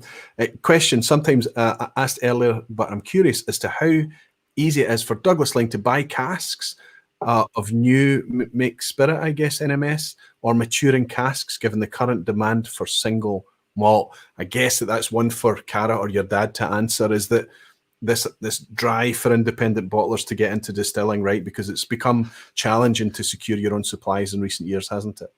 Yeah, I mean, you know what, going back onto Douglas Laing, I guess, you know, we've been around since 1948, which was Fred's dad. But we work with 65 plus distilleries, and we have a regular occurrence with them, getting monthly samples from them, and then obviously supplying into remarkable regional malts. But the amazing thing is that the majority of the deals that were done in a handshake and a smile with Fred and his dad, which is one of the only industries that operating at that level of, let's say, income and export money that is being involved in it, that can still be done on a handshake and a smile. And that's what Scotch whisky is. You know, I remember ages ago when someone was talking about Pernod and Diageo working together. I was like, oh, wouldn't it be great to see a blended Scotch from them? It's like, well, they already do that. You know, the Scotch whisky industry as a whole is a very amicable and shared and mutual experience. So everyone talks and speaks to one another and shares casks and shares ideas. And that's the way that we've managed to be on top as a spirit producer. And I'm talking about the Scotch whisky industry as a whole. That's one of the reasons that we do that. And the Douglas Laing is no different. The relationships that we have are very strong. As you know, 65 plus distilleries and very regular. Supply has not been an issue, thankfully. And but Scotch whisky is a long-term thing, you know, minimum 3 years to become legally Scotch whisky. And then your youngest expressions are normally 8, 10, 15 years old. It's a long-term game. It's been around for hundreds of years, and those relationships will stand as well. Absolutely. There's a gentleman in tonight who's offering you a job. have you ever heard of anyone called Gordon Dundas? I do know Gordon Dundas. Yeah. I think the last time the pub was ages ago in the day. Tongue in cheek, he's saying, want a job, Stuart. He's a regular barfly in here as well. It's always a pleasure to have you in, Gordon. Gordon joined us a couple of years ago. Fantastic topic we discussed that night. It was speaking specifically about sherry casks, and obviously he was speaking from the prospect of Tamdhu and, of course, Glengoyne as well. Good to see you in, Gordon. Let's see who I'm missing. Neil Cochran. A friend of mine worked at Glengoyne for 5 years and said it was the happiest time of his working life. That's wonderful, Neil. That's wonderful to read. Shane Leigh is saying, whenever I'm asked what my favourite whiskey is, I always answer, whatever is in my glass. Or, another good one I heard recently, Shane, was a peach as well. What's your favourite whiskey? And somebody answered, whichever one you're buying me next. That's it. The next one. Wonderful stuff. Listen, we're going to move into the quiz. I'm going to welcome Menno in. But before we do that, just summarise. We have a category here in blended malt whiskey. that's not fully. There's not a lot of education out there right now. There's not a lot of people connecting with it, but that's changing year by year, thanks to people actually making product that we can buy easily. Yeah. What would you say to an enthusiast who only had their head in the single malt sector? What would you say to them to try and lead them to explore something with the B word on the label? I go back to the point that you made and we talked about, is that blended malt as a category shouldn't necessarily be referred to as blended. I think there needs to be a distinction between them, because blended malt and something that we offer, and I think we've talked about it tonight, and anyone that has picked up our products is very aware of, it's amazing liquid. As much as we've got lovely dogs and mice in the front of it, the liquids, it genuinely is incredible. It's something I really do believe in. It's wonderful liquid. But there needs to be something that definitely defines between single malt and blended malt. I completely agree with that. But that level of education, understanding with blended being, and you said the B word, I understand that. Blended isn't for the layman and the basic consumer. They see blended and that's all they see. First of all, there needs to be a distinction, a better maybe distinction between the two. And education is just the one thing. Attend tastings, understand it. Do blind tastings with blended malts in them, that there's going to be a blended malt in there, and I guarantee you it will surprise you. It's going to round off the edges, offer you a huge amount of flavour. It's not going to be as unilateral, and I guarantee you it'll score in the top 10% of those blind tastings, especially the ones that are on offer commercially as blended malts just now. I know we've talked about the idea that you can, under skilled hands, you can make something that's greater than the sum of its parts. We've said that, rolled it out a few times, we've weaponized it tonight a wee bit. Yeah. But I'll also go one further and say that with skilled hands, it makes perfect sense that any two casks coming together in that marriage should make something that is definitely better than the sum of those two casks. Because individually, there's going to be missing components. And just bringing two together, three together, four together has that ability to bring together some truly special experiences. One of the best fun I've had trying to blend at home is trying to make a Brora. I've used Old Clynelish or various other Highland whiskies. I've used some Islas in there and peated whiskies to bring a bit of peat smoke and things. I've realised just how little I need when I'm trying it out, peated, added into the mix as well. I call it Brogus when I do it successfully, and I bottle it and I keep it and I drink it. I've got quite don't do it successfully. Yeah, more often than not, I made a complete mess of it, but I still enjoy it and drink the whiskey, because I think it's if you're starting with good quality malt whiskies, it's hard to make a complete pig's ear of it. And what happens is you just leave it for long enough, and it marries together quite nicely, and it works out. And I encourage people to try it at home, but I encourage them to try. Don't be scared by blended malt whiskies. The whiskies that we've been sharing with you from Douglas Laing tonight, for the most part, are remarkably good value.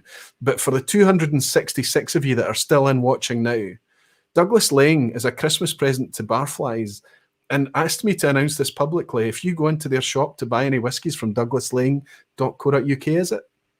.com. douglaslaing.com. Go into their store there. If you type in Aquavitae 15, spelling it Aquavitae with a capital A and the way that the channel is spelled, Aquavitae 15, you'll get a 15% discount until the end of January 2021. So I want to raise a wee glass for that wonderful gesture, just to show the generosity of you guys. I didn't ask for that. I didn't solicit you for it. This was volunteered, just the exact same as you guys volunteering to take care of these drams and the shipping. Thank you very much for doing what you did for the barflies. Feedback what you've thought of these drams, please, in the lounge to Stuart. Leave comments in the video underneath, and I'll raise a wee glass to Stuart and say thank you so much for the generous discount as well. Cheers. That is a public discount. Aquavitae 15, right up until the end of January 2021. Oh, people are screaming at me for "Is it a Speyside?"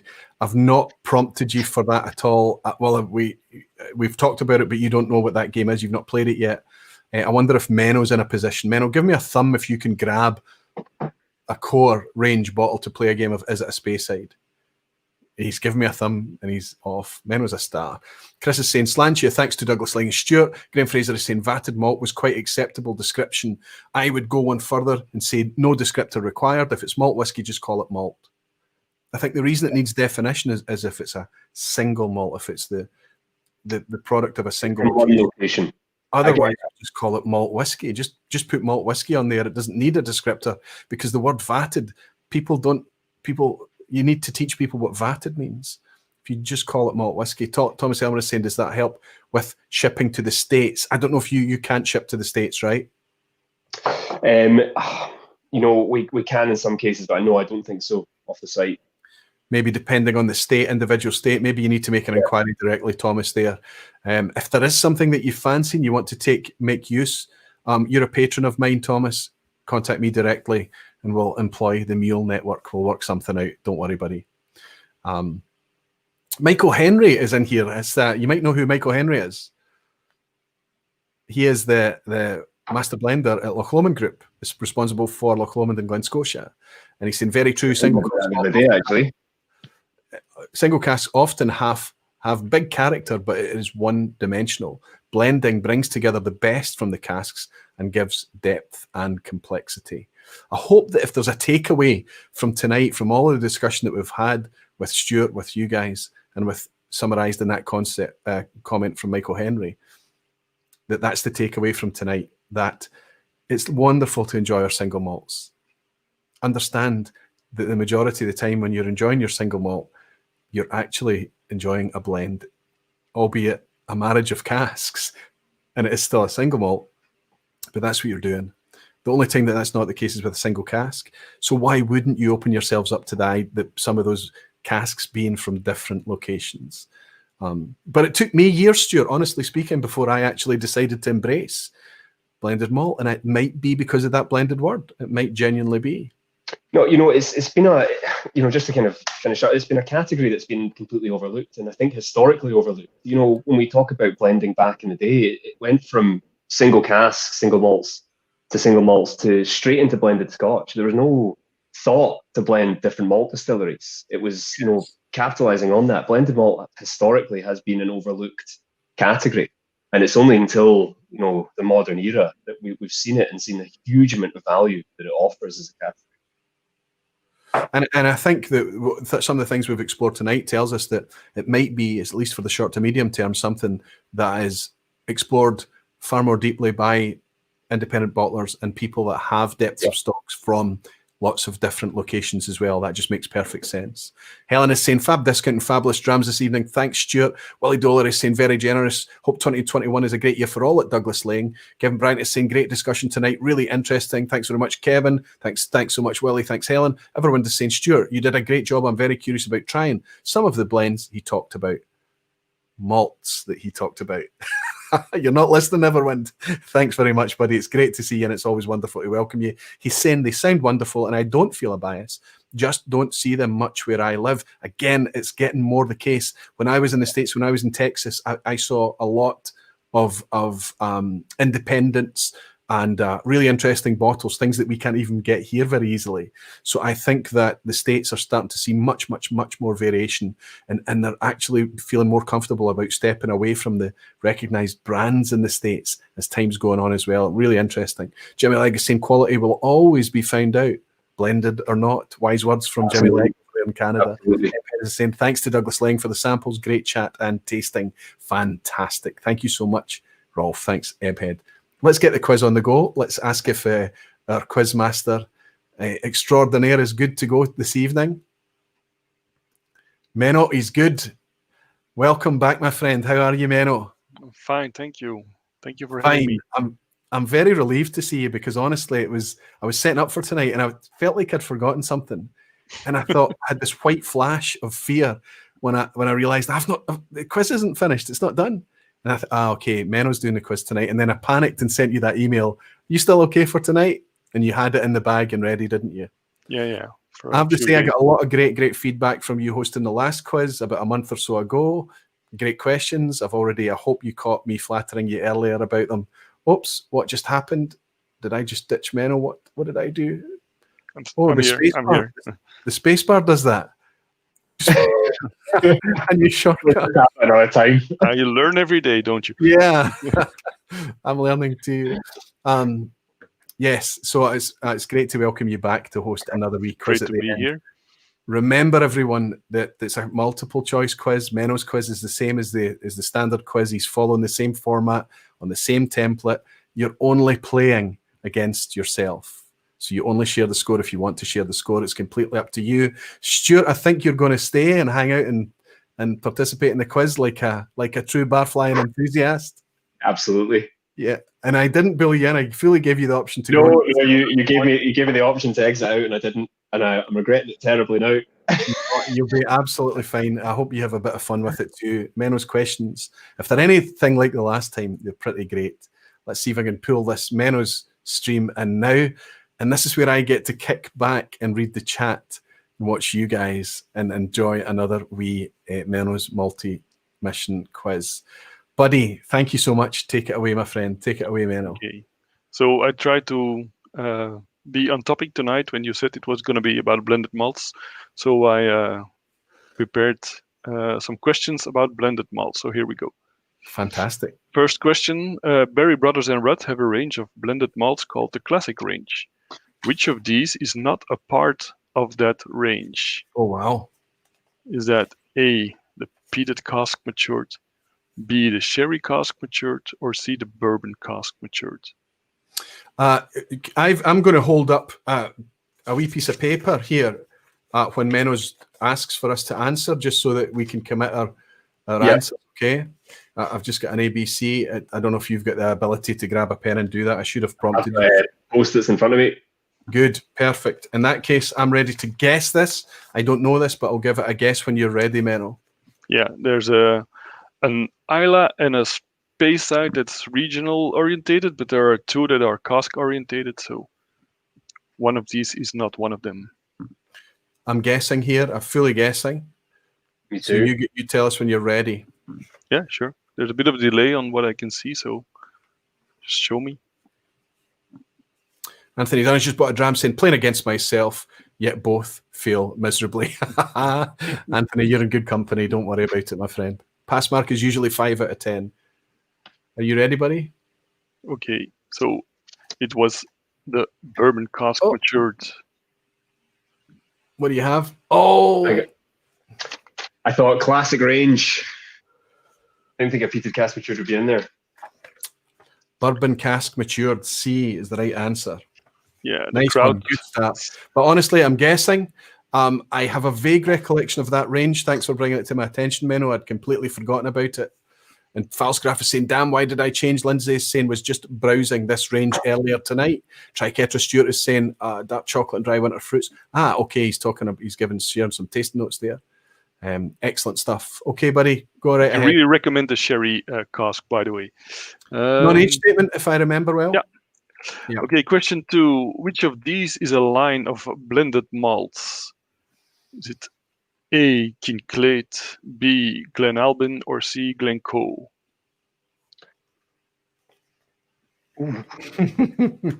Well done.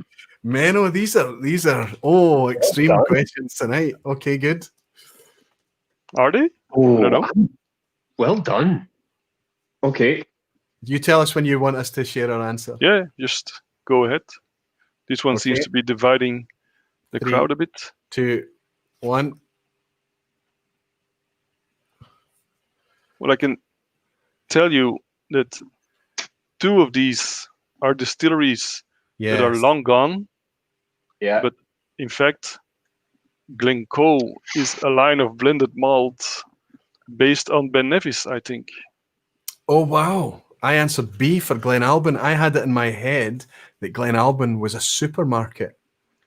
No, from Lidl or something. Yeah, it's similar to that. So that might have been a bit of banana skin. Oh, I think it is definitely a banana skin, but that's me docked a point there. I guessed B for that one. What did you guess, Stuart? I guess B. B, both of us got caught out with that then. Yeah. Yeah. Wow. Oh, a lot of the crowd. Jean Delacuisine's giving you an angry face, Menno. Already. Back to the good old days of losing friends when you host a quiz, right? Falsgraph is saying, wow, what a quiz already. And Anthony Dunn is saying, this is unprecedented. Go right ahead, buddy. Go ahead. Okay. Question number 3. I hope this one is a bit easier then. Which of these compass box expression is no longer a part of their core range? Is that A, the story of the Spaniards, B, a Scylla, or C, Oak Cross? Okay. So all 3 of these were part of the core range, but one was dropped a few years ago, I think. So that's a great question. It is a good question. So you just, what you need to do is just give us a countdown and we'll hold up our wee tickets. Okay, if you're ready in 3, 2, 1. I'm guessing again, because I actually believed all 3 of those to still be core range compass box. Yeah. But I guessed a Scylla. So did I. Indeed, you're both correct. Give yourselves a point. So has that been discontinued then? Apparently so, yeah. Wow. That is a shame. That was quite nice. I checked at the website from Compass Box, and it's no longer mentioned either. So, Mark K is saying B, though Oak Cross is being discontinued, I believe. So it looks like Oak Cross might be on the way out as well. Steve A is saying going to pour a splash of the answer now. So not only does he know it, Steve A over in the States. Good to see Steve. He's getting some on hand. Getting some love from Jimmy Lake tonight. That's a first. You're getting love from Jimmy Lake. Okay, Jimmy must be on 3 out of 3 then. Okay, Steve question. They were having some problems sourcing the components, so they dropped it for now. Yeah. I guess it's going to be an issue for anybody that isn't distilling. It's going to be made all the harder for them to get some of the products. That makes sense. That makes sense, Steve. Thank you. Sorry, go ahead, Menno. Yeah, if Stuart doesn't get this one, he might have to look for another job. Apart from the regional malts, Douglas Laing also has another line of blended malts called what? Is that A, the double cask, B, the double malt, or C, the double barrel? I'll hand in my notice now. I'm going in from memory here. If I'm right, I haven't seen these in the wild for a long time, but I think I know this one. I think I know. I could be in trouble. You know, it's funny when you said another line of blended malt. I said, what is it? Because it's such a unique kind of concept. Mm-hmm. Are you ready? Yeah, I'm ready. Well, we agree, so that puts me in safer ground. Okay. It was C, the double barrel, indeed. Yeah. It's a really unique one. You know, it's 2 individual casks blended together. I feel like Fred kind of took this on just to test himself. Absolutely. Almost everyone in the lounge got that one right. Anthony's saying, I know that one for sure. Jean-Delic Cuisine is saying, no idea. Going with the crowd, C. Drew from Arizona. Looks like DL can only deliver the usual 21 states in the US right now. So if you're part of the 21 states, you're okay. But you could struggle outside of that. Anybody that is struggling, as long as you've got plans to drop by here or have someone drop by here in the near future, there might be a way around that if you're a patron of mine. If I know who you are, I might be able to help you out. Okay, good. Question 5. Question 5 is always a picture question. Yes. But I've gone in a slightly different direction this time. So question 5, we all know the importance of barley when it comes to malt whiskey. So you'll have no problem answering me. Which of these 3 is barley? Oh, wow. A, B, or C? Okay, that's excellent, Menno. That's a great question. Yes, excellent. But, do you know, part of my logo is barley, as you can see there. I don't know if it's going to help anyone. Please don't look at my logo, okay? Look at the left top corner. I know, but I'm saying don't, just in case it's wrong, right? Okay, I'm ready. I'm guessing though. You ready? Okay, show your answers, and I can tell you the answer was A. The other 2 were rye and wheat. Yeah, fantastic. Shows the illustration again, Menno. Go back. Now, I knew the wheat one because there are lots of wheat fields up, especially on the east coast of Scotland, and you can park close to them and walk up, and you can literally grab the heads of grain quite easily. I'd recognised wheat. I was torn between the other two, but barley, you've got those strands that kind of outgrow the grains themselves. So, you know how the Aquavita logo is accurate only if it's trying to depict barley. I don't know if it's going to focus on that, maybe not, but never mind. There you go. Okay. Excellent. Good question. Question Jimmy Legg is very happy with you now. He's saying 5 out of 5, and that is the greatest question ever. Go ahead, sorry. Okay, in what year was the infamous Cardew Pure Malt released? Oh, I think I'll get this. Was it in A, 1999, B, 2003, or C, 2007? I was hoping for a wider age range, So right. but I've got it. I've got it locked in. Let's give us a few seconds. Countdown, and we're ready. Okay, answers in 3, 2, 1. We agree again, Stuart. I think the SWA changed the legislation in 2009, but the initial release was indeed in 2003. Excellent. Wow, that did split the crowd a wee bit. Lots of people thinking 2007, 3. Excellent stuff. Great, Menno. Another good question. Okay. Question 7. That was just for context. That was when Cardew brought out another product that was in fact a blended malt, and it relied on malt from other distilleries outside, and it was in the same packaging. And the only thing that they changed on the label, instead of single malt, they wrote pure malt. Mm-hmm. Yeah, and the industry quite rightly complained that was deceptive, very deceptive. It's naughty. It wasn't a bad whiskey. It was nothing to do with the quality. It was to do with how they were selling it. Absolutely. Indeed, if they wouldn't have just copy-pasted the presentation, they might have gotten away with it. But you can't call it Cardew. I mean, that's one of the things that came out of the legislation. The reason that Edredauer can't call Balachan, the product of Edredauer 2, the second distillery, Balachan or Balachan, is that is Balachan, isn't it, Edredauer? Yes. Is that they've already made that product at Edredauer. So yeah, they've really tightened up what you can call malt produced at locations. So good question. Another good question. Question 7. This could be a banana skin as well. Before Johnny Walker was named Johnny Walker, the brand was sold under what name? So A, Walker's Rare Old, B, Old Highland Whiskey, or C, Walker's Finest Whiskey. I think going back to the early 20th century.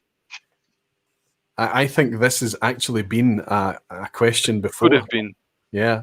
Anthony Dunn is saying 5 out of 6. I'm off to run around my garden, swinging my top around my head. Been so long since I had a score in a quiz. So he's already hit the pass mark after only 6 questions. Okay, I'm ready with this one. I'm guessing. I am guessing a wee bit, despite the fact that I think it's been on the show before. Crowd seems to know this one. Yeah, show your answers. We're split. Stuart and I are split. Yeah, it was indeed Old Highland Whiskey. Well done. Well done. Ahead of the game. Evo is saying B because they begin banana skin and no Walker in the name. See, that's good. That's good, Evo. You're using the clues to navigate through. There was a banana skin there. Excellent. Okay. Jean Lacousine is happy again. Pass. Woohoo. Okay, question 8. The packaging, Roy, the importance of packaging on this one. The packaging of Johnny Walker Green Label mentions 4 distilleries as key components: Colilla, Talisker, Linkwood, and which is the 4th one? Is it A, Blair Athol, B, Cragganmore, or C, Deluan? I love the Green Label. You know that. Wow, we all do, and it's interesting. The reason that Menno's put that in is the 15-year-old Johnny Walker Green Label is a blended malt. It's not a blend. Yep. I believe this to be, and I am not confident about this, but I'm going to go with my gut on this one. Aye, okay. Are we ready? Yes. Not really. 3, 2, 1. We both agree. Indeed. It's Aye. Cragganmore. One of the reasons that we can't get a hold of Indie Cragganmore, you'll know all about that, Stuart, is that it's really, really precious to Diageo. It's very rare to see it. Although there was a fantastic looking 28-year-old Douglas Laing Cragganmore I spotted. And one of the best whiskies I've ever had in my life, out of coincidence, was a 28-year-old Cragganmore. It knocked my lights out. It was incredible, incredible stuff. So yes, I think it Jimmy was Leg is killing it tonight. Okay, question 9. Graham Fraser's on 8 out of 8, getting nervous now. Good for you, Graham. Another potential banana skin. Which of these is a blended malt made from whiskies from the Scottish Isles? So apart from Douglas Laing, there are a few others out there as well, but 2 I've made up, or not correct, but one is. A, Mac of the Isles, B, Lord of the Isles, or C, Amos, being an abbreviation for Aaron Mull Orkney Sky. Okay. Oh my goodness. Have you heard of this one, Stuart? I'm not 100%. I'm guessing, but I feel like I've heard the name before, and it is 100% a guess. Okay. I feel like I've heard the name before. By process of elimination, I'm ready. Okay, then you can show me the answers. Oh. Wow. The Lord of the Isles is an Ardbeg release. Surely they can't have used it if it was a blended malt. Indeed, Roy, you are correct. Lord of the Isles is a very expensive Ardbeg. Mac of the Isles is the right answer. It's from House McCallum. They're a fairly new company. Never heard of it. Fantastic. The reason I didn't go for C is because Talisker was in there. Sky. The only thing with mature product on Sky is Talisker, and that's not going to be easily available, right, to Indie. So that was just by elimination that I went with A. Well done. You run a tough quiz, Menno. Apparently. Anthony Dunnessy. Still a lot of pass marks, so. Still a lot of pass marks, absolutely. Jimmy Leg is raging. You made up Amos. Yes, you made up Amos. Lots of pass marks. Who would go out and buy a bottle that says Amos on the label? Yeah. Okay, final question. In the finest of vPub traditions, this might be an asshead question. Thanks to you, Roy and Douglas Laing, quite a few barflies were able to taste along tonight. But which nation holds the world record for largest whiskey tasting? Oh my, this is going to be a European. This is going to be on the continent. Guaranteed. Is this online or is this in person? No. This is physical attendees. Okay. So participants. So the most participants in one tasting, is it A, Belgium, B, Germany, or C, the Netherlands? Asshat question, but I'm going to be locked in from the get-go. Here I am. I'm going to do. Those are the top 3 that I had in my head when I was like, absolutely. Remember, not particularly populous nations where Germany's big, but the other 2. So it could be a banana skin on top of an ass hat as well. Okay, I'm just guessing here, Menno, but give it to us. 3, okay, 2, 3, 1. 2, 1. Well, or split again. I'm saying Belgium. I can tell you that the previous record was held by the Swedes, but it was crushed by the mighty Belgians in 2009.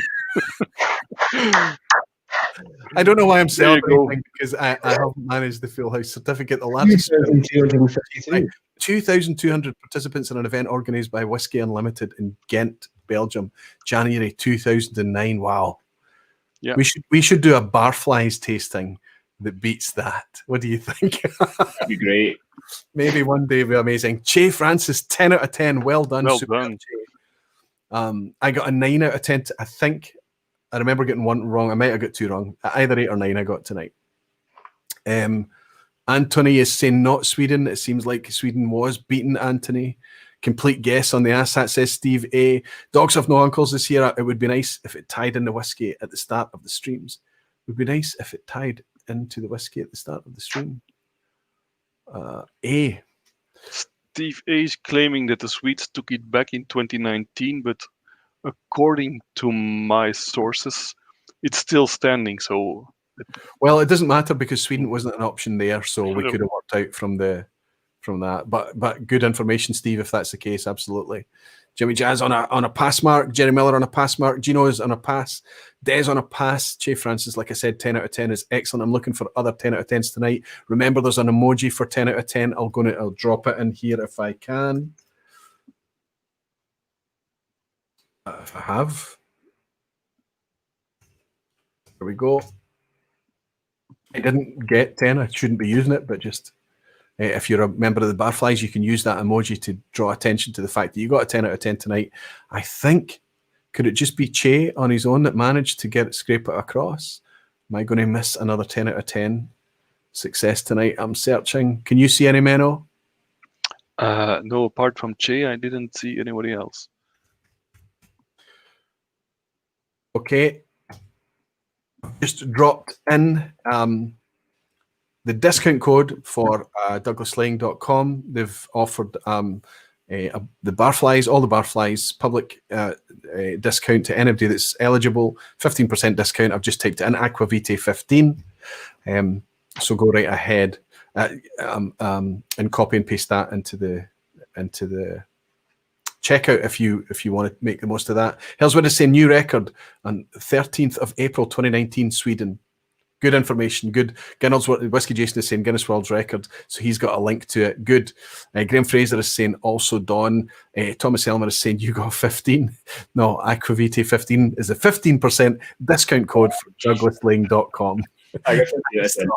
That was Tom asking if he was eligible for it as well. Multi-Mission is saying, really the best quiz we've ever had. Very well done. It sounds like Jimmy Legg did very well on the quiz tonight. He's a very happy camper. Ebhead Rolf is saying 5 out of 10 and on 2 questions I followed the crowd. Oh, wow, he scraped it over the finish line. I have to say, Menno, it was a tough one tonight. Lots of obscure things in there.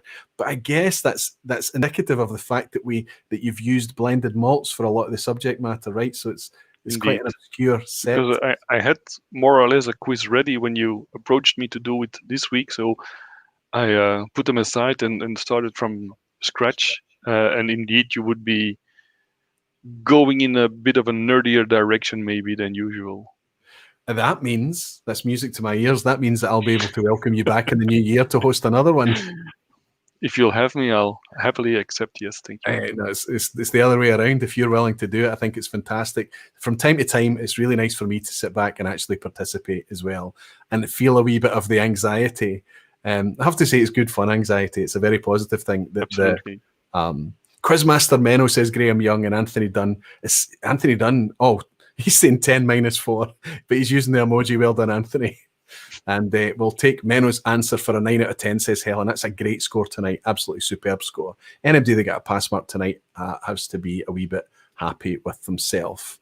Thank you so much. Both of you stay around till the end, please. Menno, thanks very much for stepping up. I know that this isn't easy. I know that it's easy for you to lose friends when you're making quiz questions, but I'm very, very grateful that you do and you take it in your stride and you bring such great, interesting, curious questions as well. It's not just about knowing them or not knowing them. It's about the idea that they might pique a bit of curiosity in your mind. That's the idea, yeah. As well, absolutely. Menno, thank you so much, my friend. Thanks for stopping by. Stay in, won't you? Cheers. Cheers. And Stuart, absolutely, I want to raise a wee glass to you and say thanks very much for stepping up, for stepping forward, for just, the way I approached the whole thing, talking about, I want to be able to ask about blended malts. I want to be able to ask about anything. Nothing is off the table, and you've just been happy to answer anything at all.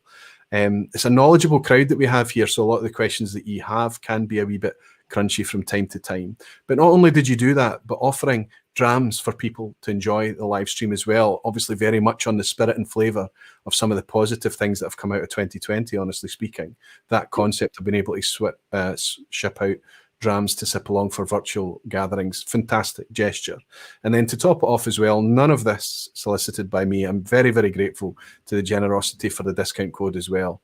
It's a pleasure. And long may it continue, the natural presentation coming from Douglas Laing, the good quality whiskies for us all to engage with as enthusiasts is only something to be celebrated. It was a pleasure to welcome you behind the bar tonight, Stuart. I hope you've had some fun, and I hope you'll stay around until after the stream finishes and I can raise a glass with you offline.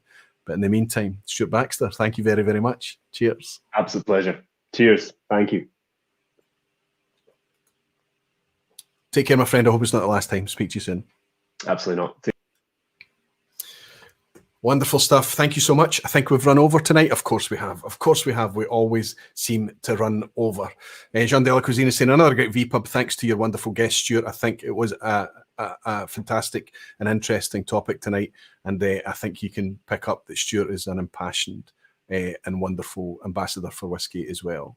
Falsgraf is saying, thank you very much for the stream. It was all great. And I've learned quite a lot tonight. Fantastic, Falsgraf.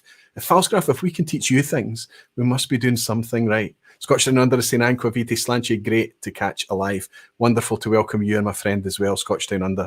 I know it's probably morning where you are.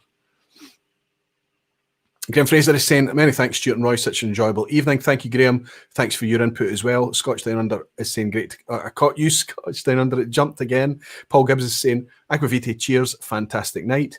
And Hoyt is saying, a big sneeze at the end, I apologise. Excuse me. I hope that mic muted out that big sneeze. Paul Gibbs, as I said, is saying, fantastic night. Hoyt is saying, good guest tonight. Ronald is saying, continue, please. Didn't finish my dram yet. Thank you, Ronald. Thanks for joining. Johan Lundberg has bought me a dram. Thank you very, very much. Giving me that wee sticker at the end, Johan. It's always a pleasure to have you in. Jerry Miller is saying, see everyone next week. Thanks, Jerry. I look forward to seeing you too. Blair Stevens is saying, thanks again for a great night of content. And thanks to Douglas Laing for supplying the supplementary drams. And Chris Pollack is saying, great stuff. Thank you, Chris. Great to have the positive feedback as well. And Steve A is saying, Gesundheit. Thank you for muting. Thank you all, you wonderful whiskey folk, beautiful whiskey folk and dedicated barflies. I'll be back next week with, hopefully, if everything works out, it's scheduled and it's locked in for Anthony Wills from Kilchoman to bring the story of Kilchoman and how there can be a distillery on Islay after 100 and odd years of nothing new there at all. Very interesting human story.